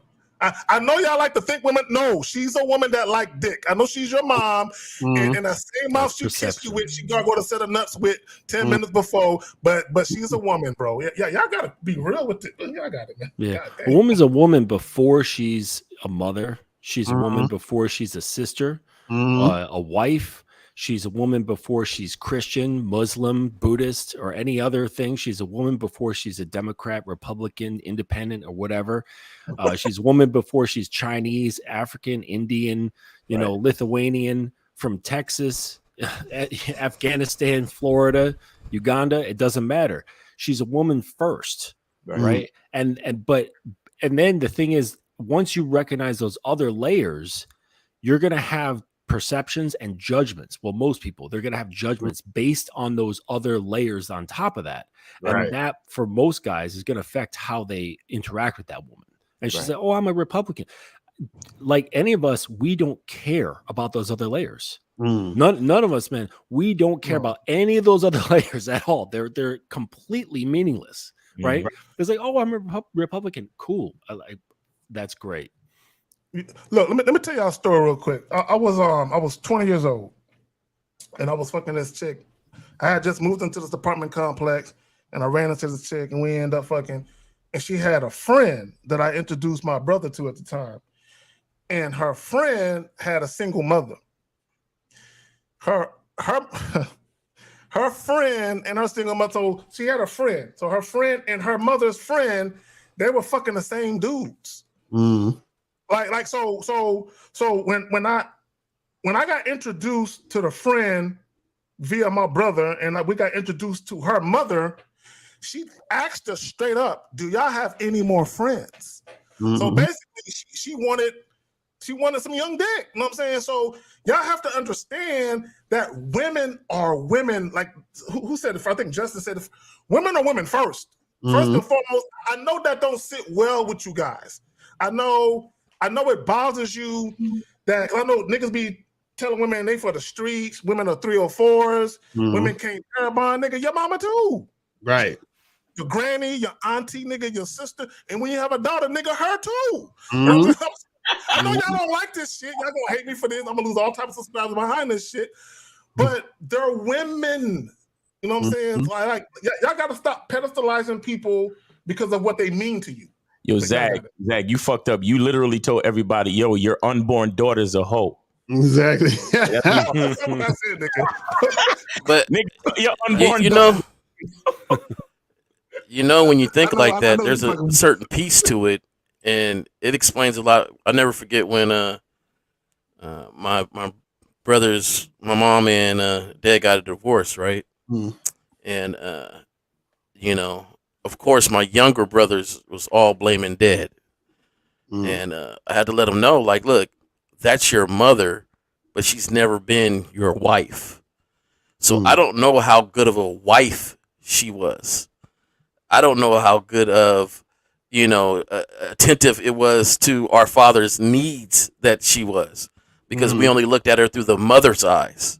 Right. And so, when you look at it through different eyes and understanding, like, look, we don't understand the ins and outs of this, so that's nothing for us to be concerned about. And at that moment, when I could see my little brothers get what I was saying, it was a little bit where that was off their shoulders now. We don't have to put guilt here or there. That's a grown relationship. We don't know nothing about that. We're over here in this lane now. You see, we're just going to do our own thing. And that's looking at. Oh, my bad. Go ahead. I just want to point out something real quick. And I know Miles was going to say something. I don't know if you guys are watching the Dear Mama documentary with Afeni Shakur, Tupac Shakur, but at one point in the documentary, she didn't know who Tupac's father was because she had sex with that many niggas. And she admits, I don't know who the father is. You know what I'm saying? So the point I'm trying to say, the point I'm trying to make with that is, because she admitted it. Most women won't, like, I personally know women who had kids and they didn't know who the daddy was. Right. Most women aren't gonna admit that shit. And the point I'm trying to make is, he loved his mom. He made a song, Dear Mama, for his mama, in spite of her promiscuity, in spite of whatever she did, her body count, whatever it was.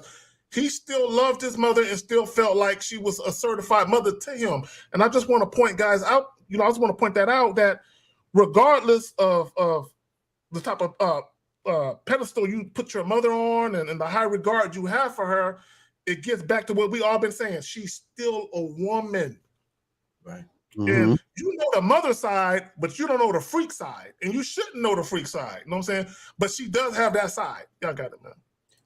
Shout out to Unique 79 with the 10 pounds. He says, in regards to smashing sisters, moms, etc., if true intentions are known and upfront, then let them be. If it works out or not is irrelevant, because there was clear transparency from the beginning.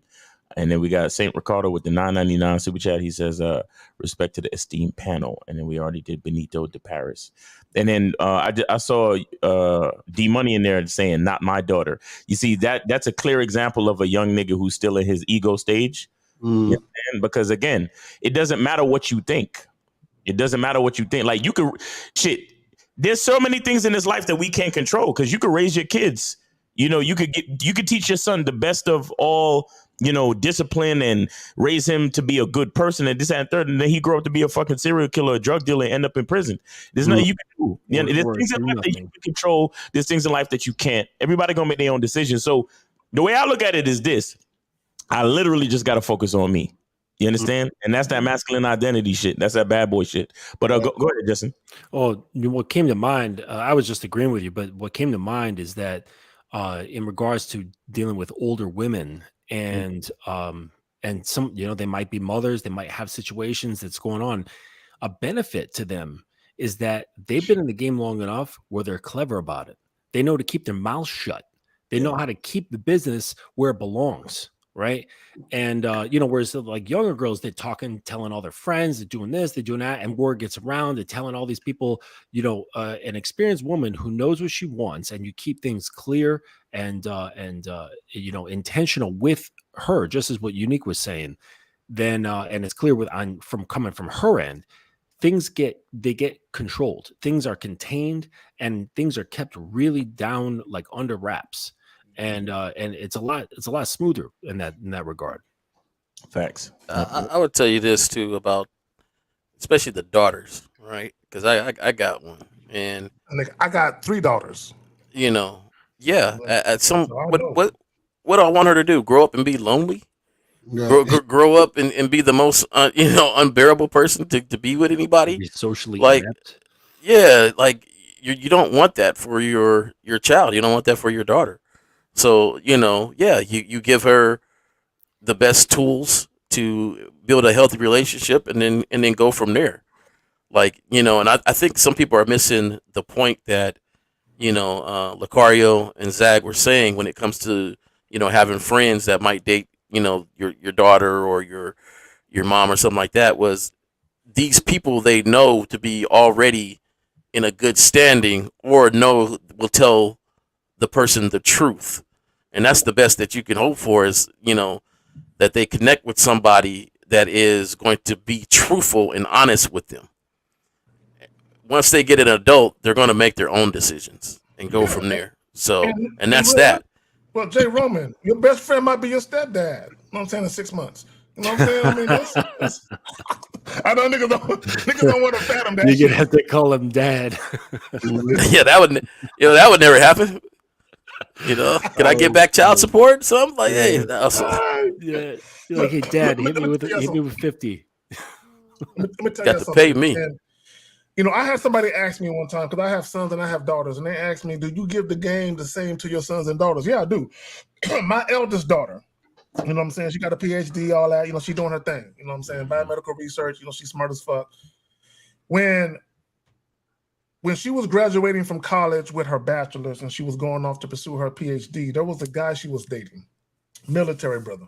I met the brother, cool brother. You know what I'm saying? They both, you know what I'm saying, were good for each other. They both nerds and shit. But anyway, so she was going to go off to pursue her PhD. You know, he got transferred from, he was going to get in, he got orders to leave San Antonio to go to New Mexico or somewhere. And she was concerned about him cheating on her and all that type of shit. She was concerned about the distance. And I told her, I said, you should consider having an open relationship. Okay, this is something I told my daughter. And I explained to her, I said, you know, he's a military dude. He young, good looking dude in shape. I'm like, he gonna be fucking. I'm telling my daughter this. He gonna be fucking. You know what I'm saying? So would you rather have him cheat on you, or would you rather sit down and have a conversation with him where you guys agree to stay together, have an open relationship, and if it's meant to be, once he gets done with his tour of duty or whatever he doing, and once you get done with whatever you doing, if you guys are meant to be, you'll reconnect. You know what I'm saying? And she cried like a baby. She cried. She hoo-hoo-hooed on my shoulder, you know what I'm saying, about that shit. But I was telling her the truth. You know what I'm saying? Like, hey, this is the reality of it. You know what I'm saying? Right. And she couldn't wrap her mind around the fact that this man that she loved could possibly want other women. And she couldn't wrap her mind around the fact that, am I really going to sit down and have a conversation where we mutually agree to date other people? And I'm telling them, I'm like, you ain't got to fuck all the guys you dating. You know what I'm saying? You can do what you want to do, but I'm telling you what he going to do. So if you really love the dude and you really want to keep that relationship going, you might have to consider opening the relationship up. You know what I'm saying? And you know, she never did that. They ended up breaking up. But my point is, I'm going to tell her the same shit that I would tell my boys. I don't spare nobody's fucking feelings. I tell the truth. You know what I'm saying? I don't give a fuck how you feel. Y'all got it. Nah, that's real shit. I think a lot of guys, unfortunately, they gonna learn the hard way. You know what I'm saying? Like, that's the thing, man. Like, and it's funny because most guys like don't really understand what women are doing out there sexually, man. Like, this is certain things where, like, I've seen the shit and experienced the shit, and then on top of that, a lot of the women that I fucked with, they've shown me and told me certain things that they've done. You understand what I'm saying? Like, they showed me pictures of them like fucking other niggas, all that other shit. Showed me videos and everything like of them sucking other niggas' dicks, all of that shit in their phone. You understand what I'm saying? So dudes is really out here, you know, naive and ignorant to how much women love sex and what they be really doing. It's crazy. And to one of these comments here, said that it said like, guys, like, something about like if they're sneaking around, they're not really your friend. And then like sticking around fucking your sister. Russell, it says Rod Kelly here. He said they're not really your friend if they're sneaking behind your back. And then Russell Douglas says, you know, dudes get killed for fucking around with somebody's mothers and daughters and sisters. That's why, because I would say the vast majority of dudes don't have emotional control, and they're in the spectrum of simpism, right? Mm-hmm. And so really you gotta like incels, like, they become really, really dangerous because they have no emotional control. Yep. That's why I said what I said. When you're getting with a woman who's experienced and say she's older, she's smart enough to keep it on the DL because she knows that dudes are crazy out here. She knows that if her brother found out, he'd flip his lid, right? So she's gonna be like, all right, I'm gonna just keep this cool. Like nobody's gonna know about things. And you can count on her to keep her mouth shut because she knows better than you that there's weak men out here that can lose their freaking mind and kill somebody over something. Exactly. Yep. To me, my thing is, and again, and to get back to this, if you have a friend and he's not a solid individual that you would trust around your single mother, you know, I'm gonna take the mother out of it because niggas really getting in their feelings when we talk about moms. And Yeah, shit. you can't do All right, that. I'm gonna bring it back to sisters or female cousin. Niggas really be getting their feelings because of that shit. Yeah. When you talk about fucking their mom, yes, niggas be, and I'm like, Yeah. bro, Now they're not ready for the breakdown. So go ahead, Al, But go I'm ahead, Al. like, if a nigga didn't fuck your moms, you wouldn't be here. So what the fuck are you talking about? You know what I'm saying? Go ahead. You know what it is? It's just another dick. It just happens that the dude whose dick is in your mom's, you know. Right. That's all that is. You niggas play You just dice play hoop together, with them. That's all. you know what I'm saying? Niggas is sensitive. Jesus Christ. Bro, and it just unfriend them on Facebook and it's all good. We're not Right. friends anymore. Look, and it gets back to what I said earlier. So if your mother is single or your sister or your female cousin or someone like that, wouldn't you rather them deal with a dude that's on point?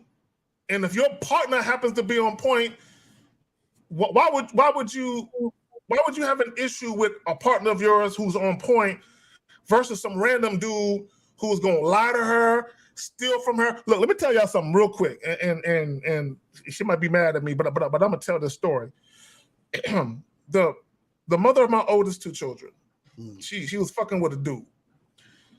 She trusted this nigga to do her taxes and shit, and this nigga rerouted $5,000 to his bank account. Fuck the over. Fuck the over. So if you had a partner that was trustworthy, you'd have been like, man, I'd rather have been you, nigga, than that shady motherfucker right there. So that's what I'm saying. So wouldn't you rather a dude who's solid, no matter who he is to you, be fucking with your moms or your sister, your aunt, your cousin, whoever, than just some random dude? But I understand it's like 6 degrees of separation where I really don't want to know the nigga. You know what I'm saying? It's like, but he's a solid dude. I think I forget who said it, where they said, then your friends aren't really that solid, right? Because if your friends were really solid, then you wouldn't mind it. Because if you became friends with a celebrity or some hoop player or star or something, and then your sister or your mom's wanted to mess with that person, it'd be okay. Then, you know, oh, my mom is dating such and such, this star, this celebrity or something like that. Well, if your friends aren't really cool individuals or aren't really solid individuals, then I can see why. Because, you know, they're not about anything. But if they are about something, then I don't know why you would care. Exactly. My only thing is I just can't share sex stories anymore, though. You know what I'm saying? Like, it changes the dynamics, definitely. Right. That's the only thing that I can't really like. I can't, because I know if I say, yeah, nigga, I had that bitch over on the couch like this, and I had a Lego, and I know that you're talking about my mom or my sister. It's like, look, I'm cool. Do you? But I can't do it play for play. I just can't. Yeah. That's where I have to draw the fucking line. Like, nigga, I'm not gonna listen to you talk about how you was fucking my mom's face last night. I just can't do that. You're like, yo, she's got no gag reflexes. You know that? You don't need to hear the details. You don't need to hear the details, right? Mom, you know that your mom swallows every drop, my nigga. Every drop. Like, not one baby. Why didn't you tell me this earlier, man? Why didn't you tell me this earlier? Like, come on, man. I don't need to know all of that shit. That's the only thing. But hey, nigga, fuck who you want. Do what you got to do. Because what a lot of people don't understand about life. Yeah. Things happen how they're supposed to. You understand? There's a lot of marriages out there that are only still working. There's a lot of families out there that are only still working because the wife in that marriage is getting some good side dick. Mm-hmm. Oh no, that's some facts. Now we say plenty of relationships out here, bro. Think about it. You got 3 kids. You got a mortgage. You got a dog. You got insurance policies. You got so much shit set in place. Mm-hmm. And if your wife wasn't fucking that nigga on the side, she couldn't stay with you because she would lose her mind. Yep. You know what I'm saying? Miles, Yeah. And the thing is, that ego shit. If the ego, if your ego was to find out, you would be like, "How could you do this to me? We have family. We got this. We got that." But the real nigga is like, "Bitch, go do what you got to do so we can keep these kids together, so we can keep this family together. Do what we got to do to make sure that everything, you know, that we pay this mortgage and we send our kids to college and we produce, you know, productive members of society for our community." You get what I'm saying? So it's like, it's things you can control and things you can't. And you got to take your ego out of it sometimes. We should have National Side Dude Day. That would be great. I thought they did already. Like it should be either February 13th or February 15th. You know what I'm saying? Right. Either before or right after Yeah, Valentine's Day. yeah. You know what I'm saying? National Side Dude Day. No, but You know what I'm that's true, man. And let me just say this, because a lot of guys, you know, they get in their feeling when we talk about side dude. I did a video and I talked about how the side dude has more influence over your girl than you do. You know what I'm saying? And so there have been side dudes that have literally saved relationships. I had a chick one time, her man was in jail. You know what I'm saying? A little light bid, a little year bid. And I'm fucking with her.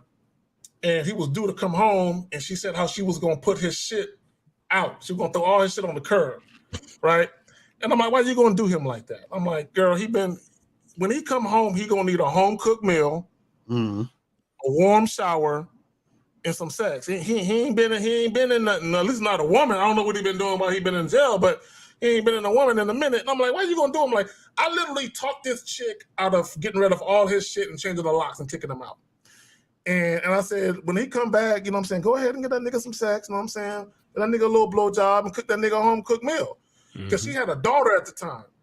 And I'm like, this nigga played the role of stepdaddy with your daughter. Cause I'm not doing that shit. I'm like, but he's doing that shit. So I'm like, you need to cherish that nigga. You know what I'm saying? Save that relationship. You know what I'm saying? Make it work. And she literally listened to it, nigga. She made that shit work up until the time where she got caught up later on. But what I'm saying is sometimes a side dude really does have more influence over your girl than you do. You know what I'm saying? And Miles, it would be real fucked up, right? If one of your partners was telling you a story about your mom and he said, yo, man, your mom shared a crazy story. Like, she wouldn't let your father hit the anal, but she let me, nigga. No, you know what I'm just saying? You know what I'm saying? Yeah. I don't. Well, that's because a well-fucked woman is more mentally balanced. Exactly. It keeps a large part of their mind on the straight and narrow, and in many aspects. Like, I had a similar situation, Zach, where I was seeing this girl, and she was like, well, you know, I want to get into like a serious relationship, right? She was very intent on getting married and all this stuff, and I said, all right, cool. I'll just be like your maintenance on the side. Right. Where because if she didn't have, so she wasn't getting laid, right? She'd go out looking for Mr. Right, but women have their waves of horniness, right? They have hormonal fluctuations just like we do. Facts. And they go through certain phases where they're just like, man, I just gotta fuck, right? And so they're not thinking straight. And they might think that because they're feeling horny and not be aware of it, that this guy that they're out with is the right kind of dude for them, and then they could possibly make a bad choice. So I'm like, listen, you get your dick from me. Right? I'll keep your head level and you go out and find this Mr. Right. You know? And this went on for a few months, about 4 months. And she ended up finding this great guy. She didn't sleep with him right away. And because she was getting her, you know, her sexual satisfaction through me. And then they got going. And I was like, all right, cool. My work here is done. Go enjoy yourself. Exactly. And like, I think they're still seeing each other. I don't know. I haven't checked up on them, but she got into a relationship with the dude and it seemed great at the time. Yeah, that's how it works. We're out here doing the Lord's work. No, dead serious. That's exactly how it works. That's exactly how it works. And that's why a lot of times, that's why 100% of the times it's better to just be honest with a woman. You know, it's better to be honest with a woman. Let her know what it is. Because I fucked with a chick for a full year. And the whole time she was searching for Mr. Right. And then the time came when I started to see, you know, a difference in, you know what I'm saying? Like a change in behavior. And I realized, I'm like, okay, she found him. You get what I'm saying? And it is what it is. All of that ego shit is, again, I love what K. Zagan says, where he says, enjoy it until it's not enjoyable anymore. You understand? We can't be so attached when we're all gonna fucking die. Like, we're all gonna fucking die. This is gonna end. All of this shit. Everything that you see is gonna be over from your point of view at some point. We are literally borrowing energy because the energy of this universe is neither created or destroyed. We're literally just vessels borrowing energy for a certain amount of fucking time. So what's the point of being all attached to it? What's the point of like letting your ego make you feel all of these hurt feelings when you could just be enjoying yourself? You see what I'm saying? I mean, and I know it's not the easiest thing to just turn off your quote unquote morality and humanity. But the thing is, man, when you reach a certain level of the game, when you reach a certain level of awareness and knowledge and connection with honesty, you realize like there's nothing to be angry about and there's nothing to be happy about neither. You could just stay right there in the middle and just choose to enjoy this shit for what it is until your time is up. And the wild part is that I was talking to a friend about this, that when you get deep in the game and you're on that level that you're talking about, and somebody asks you about game, you almost have nothing to say. Like if you've ever read anything about the Tao, and there's this famous line about the Tao that says, and I think Lao Tzu came up with it. He said, "Those that know don't tell, and those that tell don't know." Right. And it's kind of like that. Like when you're on the level, you're just they're like, "Oh yeah, teach you some game." You're like, "Well, I mean, it's walking, it's talking, it's sitting." Right? Like it's just there's nothing really complicated about it, and you can't really say much about it. It's a really weird situation, like looking back and noticing where you are now, and it's a lot lighter, right? And I gotta go soon, but I want to just something that popped into my head that one of my teachers told me. And he was we were doing, I used to live in a Buddhist monastery, and we were talking about you went monk mode for real. Oh yeah. I lived. It was actually a Shaolin monastery. So I was practicing Shaolin Kung Fu like every day for like 10 hours a day. It was really wild. Yeah, the shit was crazy. I used to be able to pull a boiling like an egg out of a pot of boiling water with my bare hands. Wow. We were crazy out there. Can I hire you for security in Vegas? But anyway, so here's this line. So he was talking about like this story about Buddhism, and there was this guy, and this there's monk walking, and this young kid walks up to him. He's like, "Hey, monk, because they don't have names, they just go by monk." I said, "Monk, what is enlightenment like?" And he said, "It's like everyday life, but you're walking 2 inches off the ground." Like nothing's really changed, but everything's changed, right? And it's like, I know you fellas can understand what that is, and it's nearly impossible to describe. And if you do, you fuck it up. Yeah, right. Exactly, because it's something that can't really be described. It has to sort of be experienced, so you understand it through experience. You know what I'm saying? That's why more things change, the more things remain the same. And this is why it's so hard for people to connect to the game sometimes, because when we try to explain certain things to these guys, because they're not actually out there experiencing things, what we say only hits them on the surface. So then it's hard for them to really grasp it. So once they go out there and they get it, they're like, "Oh, this is what they were talking about. I got the connection." But then once they get that connection, they realize why we couldn't really say it all in words, because they had to experience it. You know what I'm saying? It's crazy. Yep. Yeah, it's a wild experience. So yeah, with that, I gotta show off. But it's been a pleasure, fellas. Everybody, thank you for stopping by, watching the show, and I'll catch y'all some other time. All right, Justin, you be safe, man. Peace. I'll let you soon, fam. Yeah. All right. So we good on calls? Yeah, so far, guys, call in, man. Call in. We got we're about to wrap this up in a minute. Go ahead, Mom. My bad. 919-647-9392. Go ahead. All right. So Hastings says, though women are emotional, everybody has emotions. But anyway, still, do they have the same brain as men? What's wrong if men argue to show that you are correct? Arguments will come up in relationships. Yeah, when y'all abbreviate that shit, I don't know what that abbreviation means. He must argue with his kids. Let me say this. I'm gonna pass it to my bros. I know you guys have been trained to think that compromising and acquiescing as a man and arguing with your woman is natural. I assure you, it's not. It is not natural to argue. If you're arguing with somebody, that means you're not compatible with them. I said this earlier. Compatibility literally means existing in harmony without conflict. If you're arguing, there's conflict. Y'all got it. Facts. And she's saying, what's wrong with arguing to show her that you're correct? As soon as you argue, you're showing her you're not correct. You see what I'm saying? Like, see, y'all got to understand something, right? Sometimes your actions are supposed to teach. You understand? And sometimes people might not get the lesson in your actions at the moment, but later on down the line, they'll if they're lucky, they'll figure it out. Like, oh, so that's what my man was trying to teach me by not arguing with me. You see what I'm saying? But by you arguing with her, she'll never get the lesson, in which in turn that means you're not correct, because what you're doing in that particular situation is would be considered wrong in the first place. Because you don't need to be arguing with your woman if you're supposed to be the leader of your relationship. Why would you be arguing with her? It doesn't make any sense.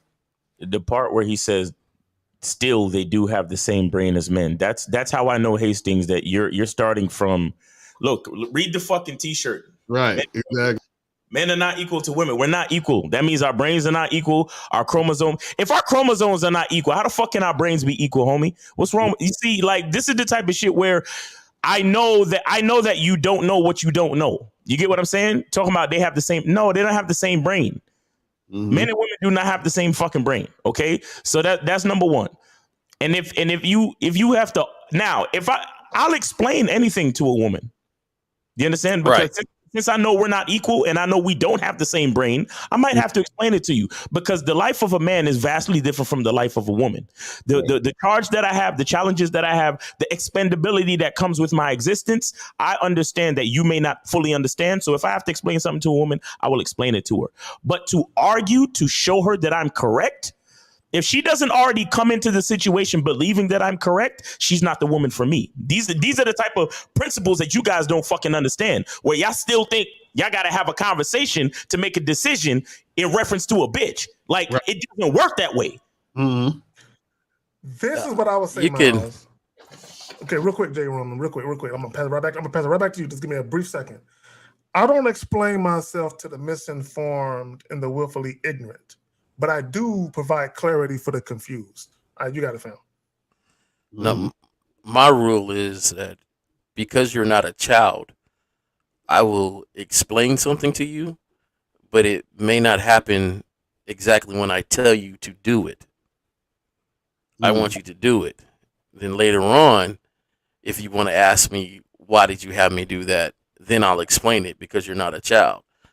But to me, when you argue, it makes it seem like you both don't know really what you're talking about. Because if you have facts, then you know there's no need to even argue, because you already know exactly what is happening, what is going on. And I think that it's one of these things where a lot of guys have been raised by their mothers or around a lot of women where they are used to arguing and having their emotions. I was always taught that when you raise your voice, it means something. If you went around raising your voice all the time, after a while, it would mean nothing when you went to raise your voice or when you went to really explain something, because it would just be you talking now. Right. So now when you raise your voice, it's not only meaningful, but it's also a mannerism that's a point. Like, this means something now. Right. This actually is an expression that I need to take a note on, because something is done that I shouldn't have done now.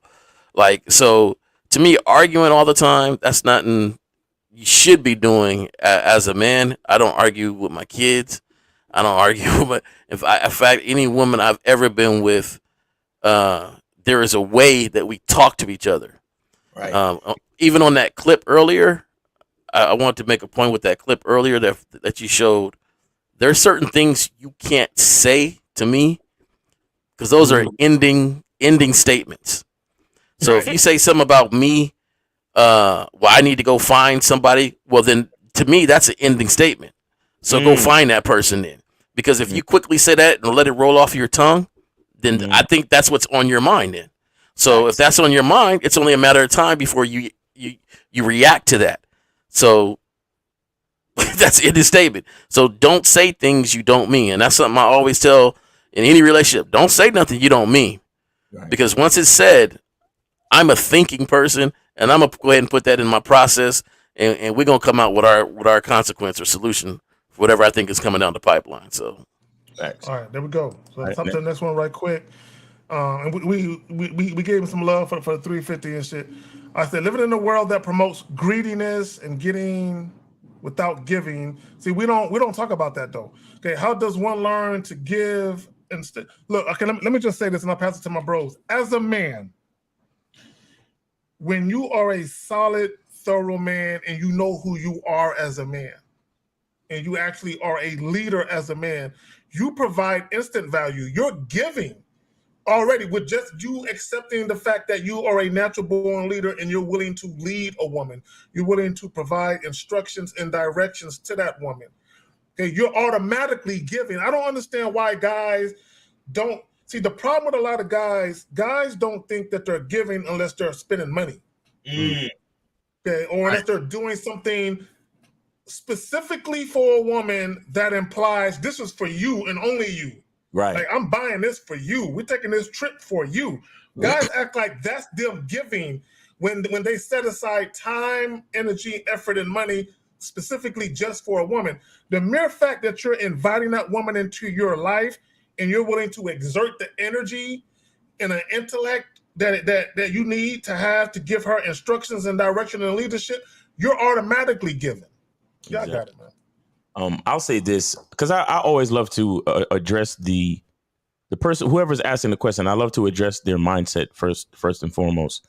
But once you say something like living in a world that promotes getting without giving, that's because you think you're living in a world that promotes getting without giving. I don't live in that world. I live in a world where you have to work for what the fuck you want. You have to give to get, value for value. And because I know my value, that's how I know the type of things that I can attract into my life. That's the type of world that I live in. So the fact that that's the world that you live in creates all of the problems that come with the rest of the question. Real shit. Real shit. Yeah, for me, just be a genuine person, you know, and that's part of giving. You know, you would give genuineness out there, and that's I don't understand the greediness and getting without giving. How does one learn how to give instead of take more and truly internalize this in my life? It seems like you're worried about everything else but yourself. When it comes to giving, I think that everything is upon intent, and I kind of hate when dudes ask questions like this because there's no balance to it, right? Because it always seems like there's either the greediness or the giving, and no balance in between. Where, you know, I live life in the balance of the yin and the yang.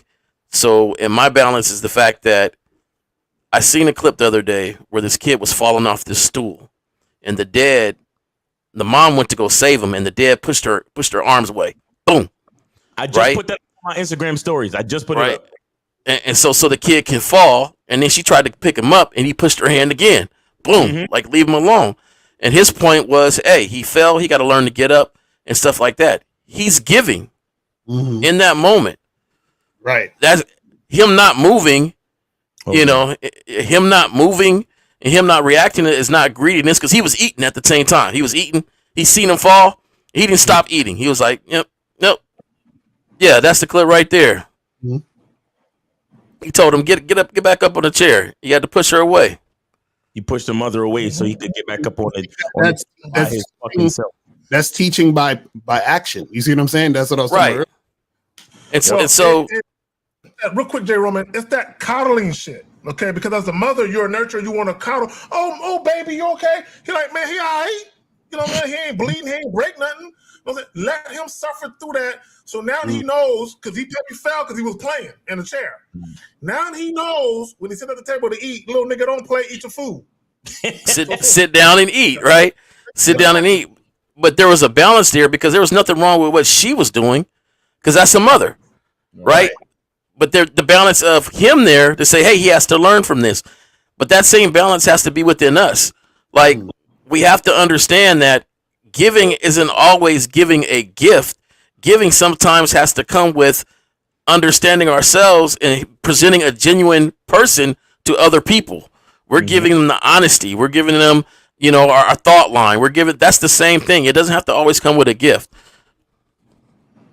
There you have it. Okay. So Coastal says, isn't there a middle ground between being highly promiscuous versus all work and no play? What the fuck are you talking about, bro? What? What? I have no idea what that even means. All right, hold on. We got It's surprisingly dudes don't really understand these women be bumping way more than you think. 857. You on the Manhood is a Skill Set show. Name, age, city. What's up? What's going on? Respect to the panel. Shawnee C. I'm 24 from Boston. Just a quick question, right quick. Yeah, right quick. Since you want to call at the end of the fucking show. Yeah, right quick. My fault. I work, my fault. But basically, I was at a party yesterday with my men. Oh my God. It's the same story every time with you, huh? I'm gonna tell you right now. I'm gonna tell you the answer to your question. Stop pedestalizing the bitch and just move on once she's told you no. All right, go ahead. Nah, but it's really on my man though. I want to see if he's the funny nigga for this. Go ahead. So basically, I got this shorty's number, and the only reason why I got her number is because I always try to pull her out. All right. You got the number. Go move on with the story. You got the number then. Got the number, and then I leave the party because she wasn't trying to leave or whatnot, and I didn't see nothing else in there I wanted. So I left and went to a different spot. Gotcha. My man, he ended up getting this shorty's number and whatnot, and like he see me over there trying to mess with her. But basically, I just said, fuck it, it's whatever. I'm not even gonna text her now. But I want to see is he funny for that shit? No, you a bitch ass nigga, dog. Hold on. All right, you know what? Let me tell you a story. I'm gonna tell you a real quick story. Go ahead, L. Go ahead. Oh, so you saying you was trying to holler at a chick and then you tried to holler at her after? Basically, I was about to take her out. She didn't want to leave, so I got her number. And then I was about to hit her up, but I found out my man got her number and all that after he seen me talking to her. Like, how did you find out? How did you find out that your man was fucking? He told me because I left the spot. He wasn't trying to leave, and I knew he was. Okay, so you left. Wait. You left the spot, and so your man's and the girl was still at the spot after you left. Yeah. Okay, so that means you never got a chance to actually like holler at her, set up a date, nothing. Nah. So what's the problem? So what's the fucking problem then? Other than the fact, no. Other than the fact that you pedestalizing this bitch, like I said earlier, what's the real fucking problem? You left. The bitch ain't want to leave with you. That means that's your first indicator that she's not interested in you, right? I guess. Okay, so why? Hey, no, bro, listen. You trying to give this bitch instructions. She don't want to follow instructions. What does that mean, Shaughnessy? You've been watching this long enough. What the fuck does that mean? I mean, she wasn't comfortable. I guess. All right. He said comfortable. She wasn't comfortable. So leave your ego alone and let that bitch be free to do what the fuck she want, which includes possibly fucking with your mans. Mm-hmm. Let me ask him a question. Hold on, partner. Listen real quick. Yeah. Have you ever shared a woman with one of your partners before? Have I ever stared at her? Have you ever shared a woman with one of your partners? I mean, I have, but not on some take turns. It's like I had her first, and then this nigga went after her type shit. Okay, call her. Okay, I'm gonna ask you another question. Have you ever helped one of your partners fuck a chick you was fucking? Hell no. I have. Cause I ain't no greedy nigga. Sharing is caring, nigga. I'm gonna say this real quick. You're not even sharing. And I told this story before. There was a partner of mine. We moved from San Antonio to Oklahoma. There's this chick that I was begging. Okay, we had sex a couple times. As we're leaving, the very last time we had sex, as we're leaving, I'm walking her through to the door. Right, the bathroom that my partner is standing in is on the left hand side. She's on the right hand side of me. So I'm here, bathroom here, my partner standing up in the bathroom. She on the right hand side. He got his shirt off. Okay, and I'm saying that for a reason. He had a tattoo on his back. So as we're walking, she asked him real briefly about the tattoo on his back. They talk for about 30, 45 seconds, nothing funny style within the conversation. I finish walking her through the door. She leaves. I come back to my homie. I said, yo, she want to fuck you. He said, Carrie, what did she say? I said, she didn't say nothing. I can tell she wants to fuck. I just know bitches. She wants to fuck. So I proved it to him. I said, this is what we going to do. I'm going to prove it to you. I said, she knows that we're both from San Antonio. I'm going to give you her phone number. I'm going to quarterback this whole thing. I said, this is what I want you to do. Tell her you found my number. You found her number on my dresser. I'm out of town. You always wanted to get with her and shit. I said, she gonna come by. He call her. Sure enough, she come by. She don't know I'm still there. She think I'm in San Antonio visiting family. Our rooms were across from each other. I'm in my room with the door closed, sitting on the bed. I can hear them fucking. I don't care, nigga. Y'all got it, man. Right. I grew up with wolves. And when we all went out, if you even looked at one and told your partner, hey, I think I'm about to holler at that, you turn around, he already at it. Exactly right. Right? Like, he's already at it. He's already it didn't matter. It doesn't matter because it's not about him, it's about her. What if you got at her? What if you got at her and she looked at your partner and inside she said, damn, I really don't want him. I want his partner. Right. Are you mean to tell me now she can't kick it with your partner because you were the first one to get at her? Nah, that's smooth. That's smooth. That's smooth. Right. So my thing is it don't matter if you got at her at the beginning of the party and your partner got it. She got a choice. Y'all gave her that choice. Right? And so what she's gonna do, she might call you both, or she might just call him, or she might just call you. Who cares? Right. Who really cares? Why do you feel this way? He didn't go after no other shorty but her. Peep this out. You know my cousin, 1950, right? Right, 1950. Me and him was at a spot. I had a little shorty, right? Had a little shorty. He says, hey, man, I think she kind of give me the vibes. I was like, oh, okay. Well, cool. We're going to see. Now, me and her, we was kicking it for a minute. I call her up. I said, hey, my cousin says you was kind of giving him some vibes. She denies it at first. No. I said, look. We might be 80% compatible. Mm-hmm. But you and him might be 95% compatible. I don't know. Mm-hmm. Right? I don't know. So I'm never going to stop anything, right? I'm not going to stop anything. So then she comes out and says, well, yeah, he's kind of cool. I said, okay, cool. Well, listen, how about, I'm going to give you his number. And you go ahead and give him a call. And if you guys are vibing, just let me know. Right? Because she had a friend that I like too. And I had to let her know, like, hey, I kind of like your shorty friend over there too. And so we exchanged numbers, and that was it. We all had a good time. Right. You can't handcuff anybody. You trying to handcuff a chick that you ain't even got. I can't stand you cuffing niggas. I don't like none of you niggas. I can't fuck with you niggas. Lakar, you had something. Oh no, I was gonna ask him. So why are you feeling some type of way about some random chick you just met? Yeah. Well, no bull. I didn't really feel too much way about her. I felt more way about my boy doing that because I felt like it was low key sneaky. Doing what? Doing what though? Sneaky for what? It's just a random chick, bro. That's not your girl. That's not your wife. And he told you. But you want to know the crazy thing? He did that, and he didn't even hit her up either. He didn't even hit her up, so he wasted the shorty for both of us, basically. What do you mean wasted the shorty? Wait. How long ago was this? What the fuck is he talking about? Thursday type shit. So if he quote unquote wasted her, why you ain't hit her up? Because that's nasty. Why she's trying to get at my mans after That's nasty. Wait. What's nasty about it? What you mean nasty? What's nasty? It's not really nasty. It's just like she's showing she for the streets right there. Bro, You feel me, bro? She's showing Man, y'all be so unrealistic. Bro, like I said from the fucking beginning, nigga, all you do is pedestalize bitches, bro. That's all you do. You let what bitches do get you in your fucking feelings, and now you over here calling us asking if your man's. You know what?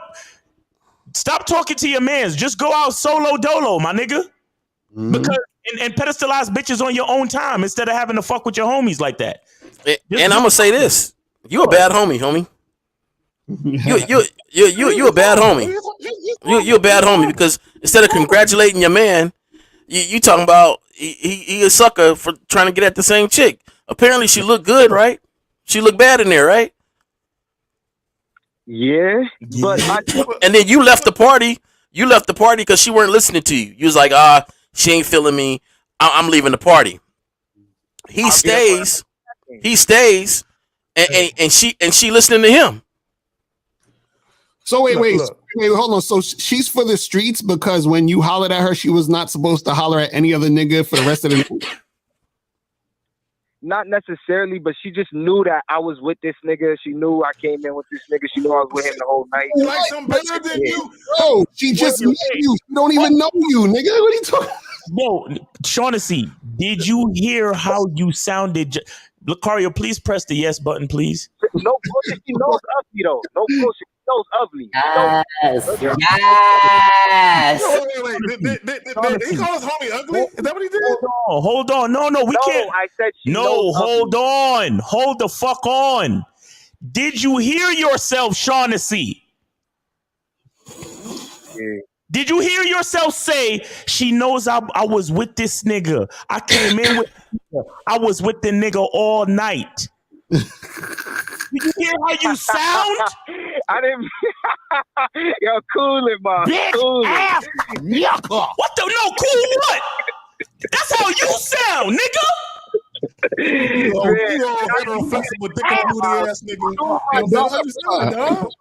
What does that have to do with anything? Let's say she knew you was with the dude and hanging out with the dude. What does that have to do with anything? That's facts. That's fact. I just feel like she's a treat for that. That's why I said I wasn't gonna hit her up. No. She's a what? She's a what? Hey man, what if she just don't like you and she likes him better? That's facts. That's facts. That's facts. That's facts. So, but you're calling her for the streets. You're giving her all these labels and stuff because she don't like you and she likes him better. But you don't even know that. He's salty. That's all that is. Because you're already salty that he was able to get what you thought he couldn't get. Did you think he couldn't get the number? Be honest. To be honest with you, I'm not gonna say I didn't think he can get the number, but I normally be getting more bitches than him. That's for sure. Okay, so that's where it's at. So that's you feel comfortable leaving him in the room. You feel comfortable leaving him in the room. That's the real problem. The real problem, Shaughnessy, and I say this, you a bad friend. I say this with love, but yeah, you called it. You called it, Jay Roman. You fucking called it. He's not a good fucking friend. You know what you are, and I say this with love, but you a bitch ass yucca. Because now that's my bro. No, fuck all that. That's No, he's not. Bro, if that was your bro, you would be happy for the nigga. You talking about I usually get more bitches than him. Your fucking ego is attacked. You feel threatened now because you see your man could get bitches too, nigga. So you feel scared now, nigga. Nah, I'm gonna ask you a question. Niggas like you. I don't fuck with niggas like you, bro. I don't either. Shaughnessy, I'm gonna ask you a question. I already know the answer. It's rhetorical, but I'm gonna ask you a question. Are you familiar with the term dirty macking? Dirty macking, nah. Dirty macking is when you want a chick, but she on your partner, and you run that nigga name through the mud and talk shit about him, so she'll get off of him and back on to you. You ever did that, nigga?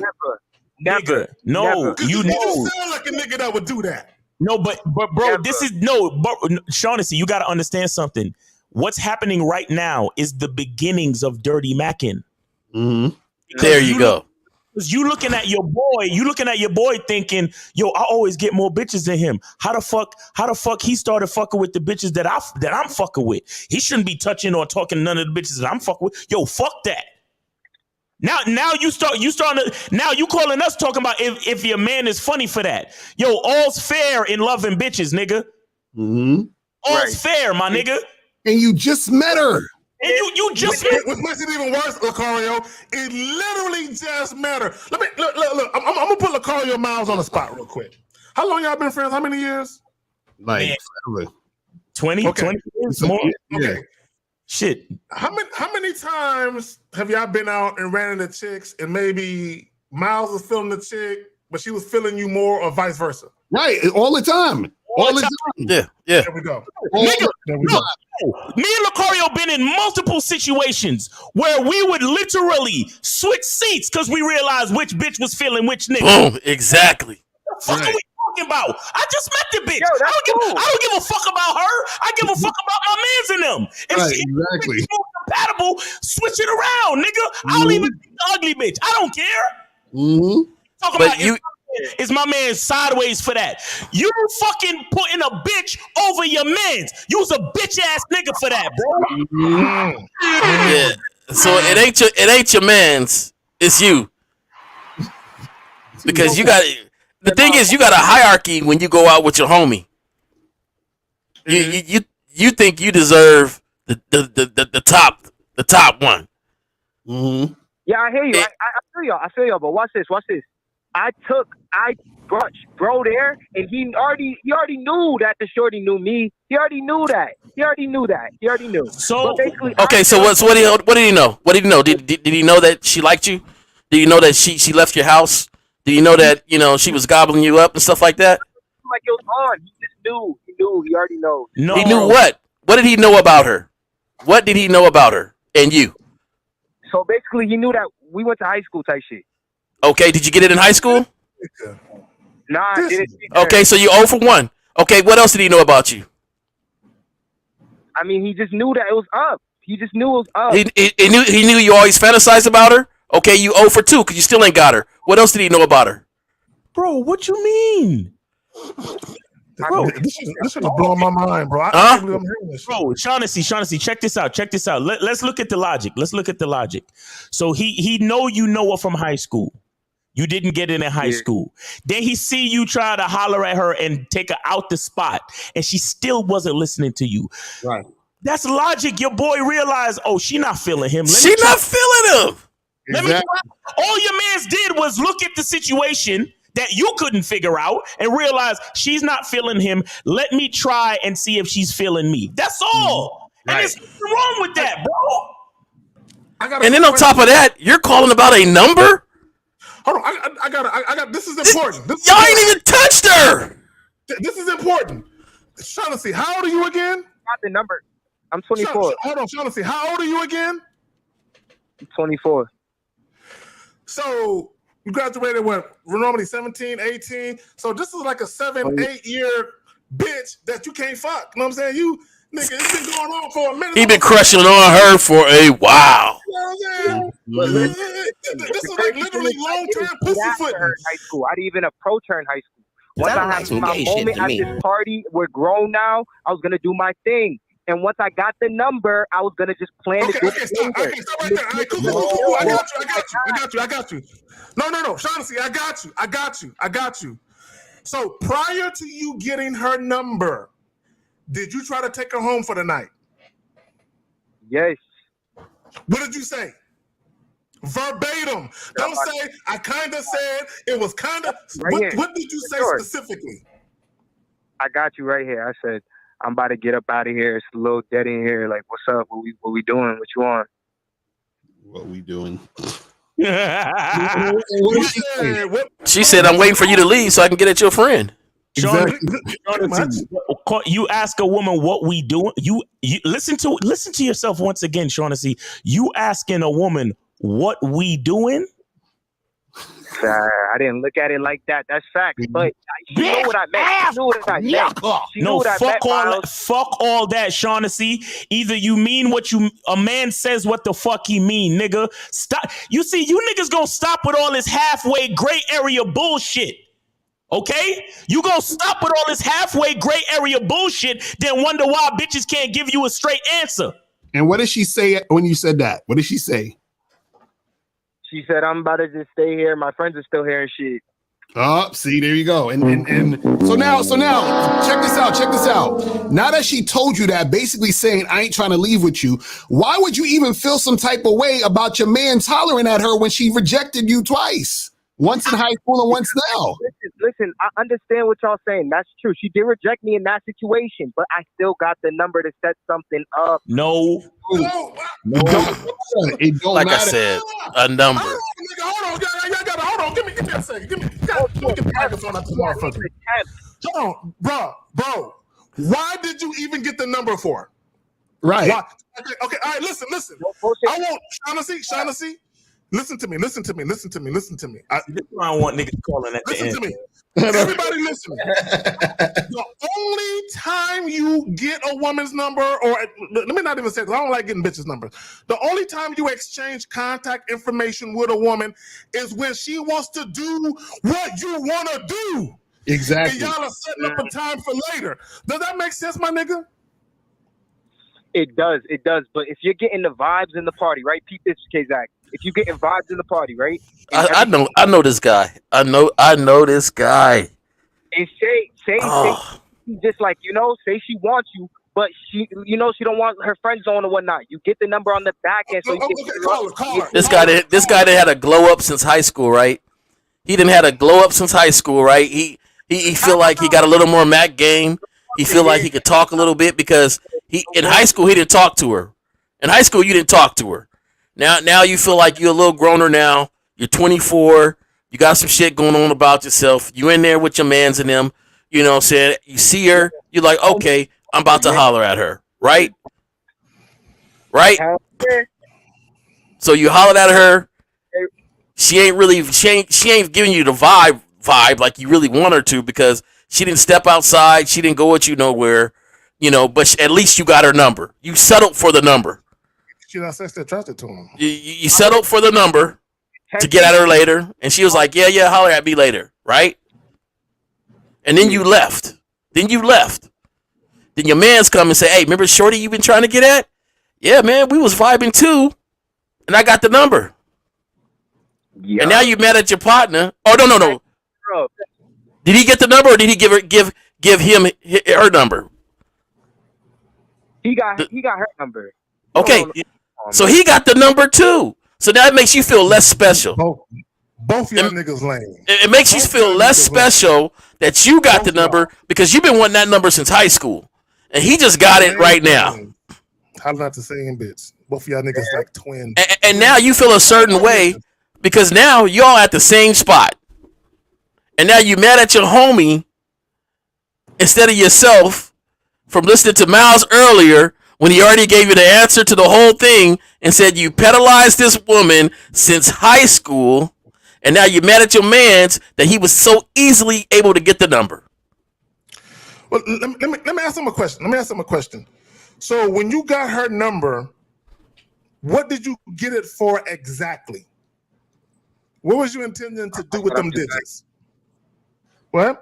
Let me get your number. I'm gonna hit you up later. We set something up. Okay. All right. See, let me tell you the problem. Okay. Let me tell you how I do it, nigga. Let me tell you how I do it so you can understand something. We're gonna have to kill this in a minute, cause. Okay. All right. Real quick. Yeah. If I'm trying to take you home for the night, and if I make it clear I'm trying to fuck, the only way I'm giving her my number is if she mutually agrees that she wants to fuck too, but we can't do it that night. Right. What you're trying to do is you're saying stuff he can't even understand. You saying fuck. He can't even understand that. He been pedalizing her and looking at her since high school, man. But let me tell you what he gonna do that most guys do. He trying to take her out the crib to fuck. He wants to make love to her. But if she calls or he calls her, he gonna offer a date. He gonna go I'm trying to fuck. I'm trying to date you. Facts. For drink. Come on, man. I got it, man. Just one last thing. All right, go ahead. One last thing. Go ahead. My bad, Zach, but he can't understand what you're saying because he don't want to fuck her. He want to make love to her. let's get to one last y'all thing. talking real big facts, and I respect the game so much. That's why I listen to y'all so much. But keep this. Yeah. You cannot always tell a shorty you want to fuck her straight to her face. Oh my God! Oh my fucking God! Yes, Thank you for the game. Thank you for the game, man. All right. Thanks for your call, bro. We appreciate you. All right, man. Peace. And I just wanna be clear. When I called him a bitch, I said he's a bitch ass nigga for that, meaning what he did, not him just being a bitch ass nigga for no reason. Just want to make that clear for all you niggas in your feelings. But where these niggas go? What? Hold on. I don't know. Any questions? My shit tripping. My cameras. I got my camera. All my cameras are crashing around me and shit. All right, listen. So guys, go get the soap, man. MasculineIdentityMembership.com and what else? BadBoyMembership.com. And Jay Roman, you plugging anything before we get out of here, man? Nope, not at this moment. It's late. I'm hungry. I haven't eaten nothing all day. Appreciate being on here. You know, nice to get a shout out. Not a shout out, but nice for you to come through, Lucario. And you know, Justin, who left already. Zach, it's always a pleasure, man. I appreciate you having me on here. And that's about it. All right. Hold on real quick, Zach. Lucario, you there? Are you going on? When are you going on? You going on later or what? You on mute, bro. You on mute. Yeah, I'm going on at 5 o'clock. 5 o'clock. All right, cool. All right, bet. All right, L, Miles, J. Roman. And let me just say this, guys. Y'all do understand that when women are dealing with you, they might meet one of your friends that they're more sexually attracted to. That happens. Mm-hmm. It's realistic. You know what I'm saying? It is what it is. This is why you can't be inviting bitches to Christmas parties and to backyard barbecues until you fuck them. You know what I'm saying? Fuck them first and then invite them because they might be more, inclined to fuck one of your partners. And at least you already got your nut off and got your shit out the way. But anyway, all right, guys. We out this bitch. All right, peace. Real game tomorrow, 11 o'clock. Real game Damn it. MasculineIdentity.com. You know what I'm saying? Get the soap. Get the soap. I know you got to shit. All right. Oh, yeah. All right. I'm trying to help you out, nigga. All right. Vegas. Okay. In Vegas, Labor Day weekend. September 1st. Get your ass in Vegas. We out. All right. Peace.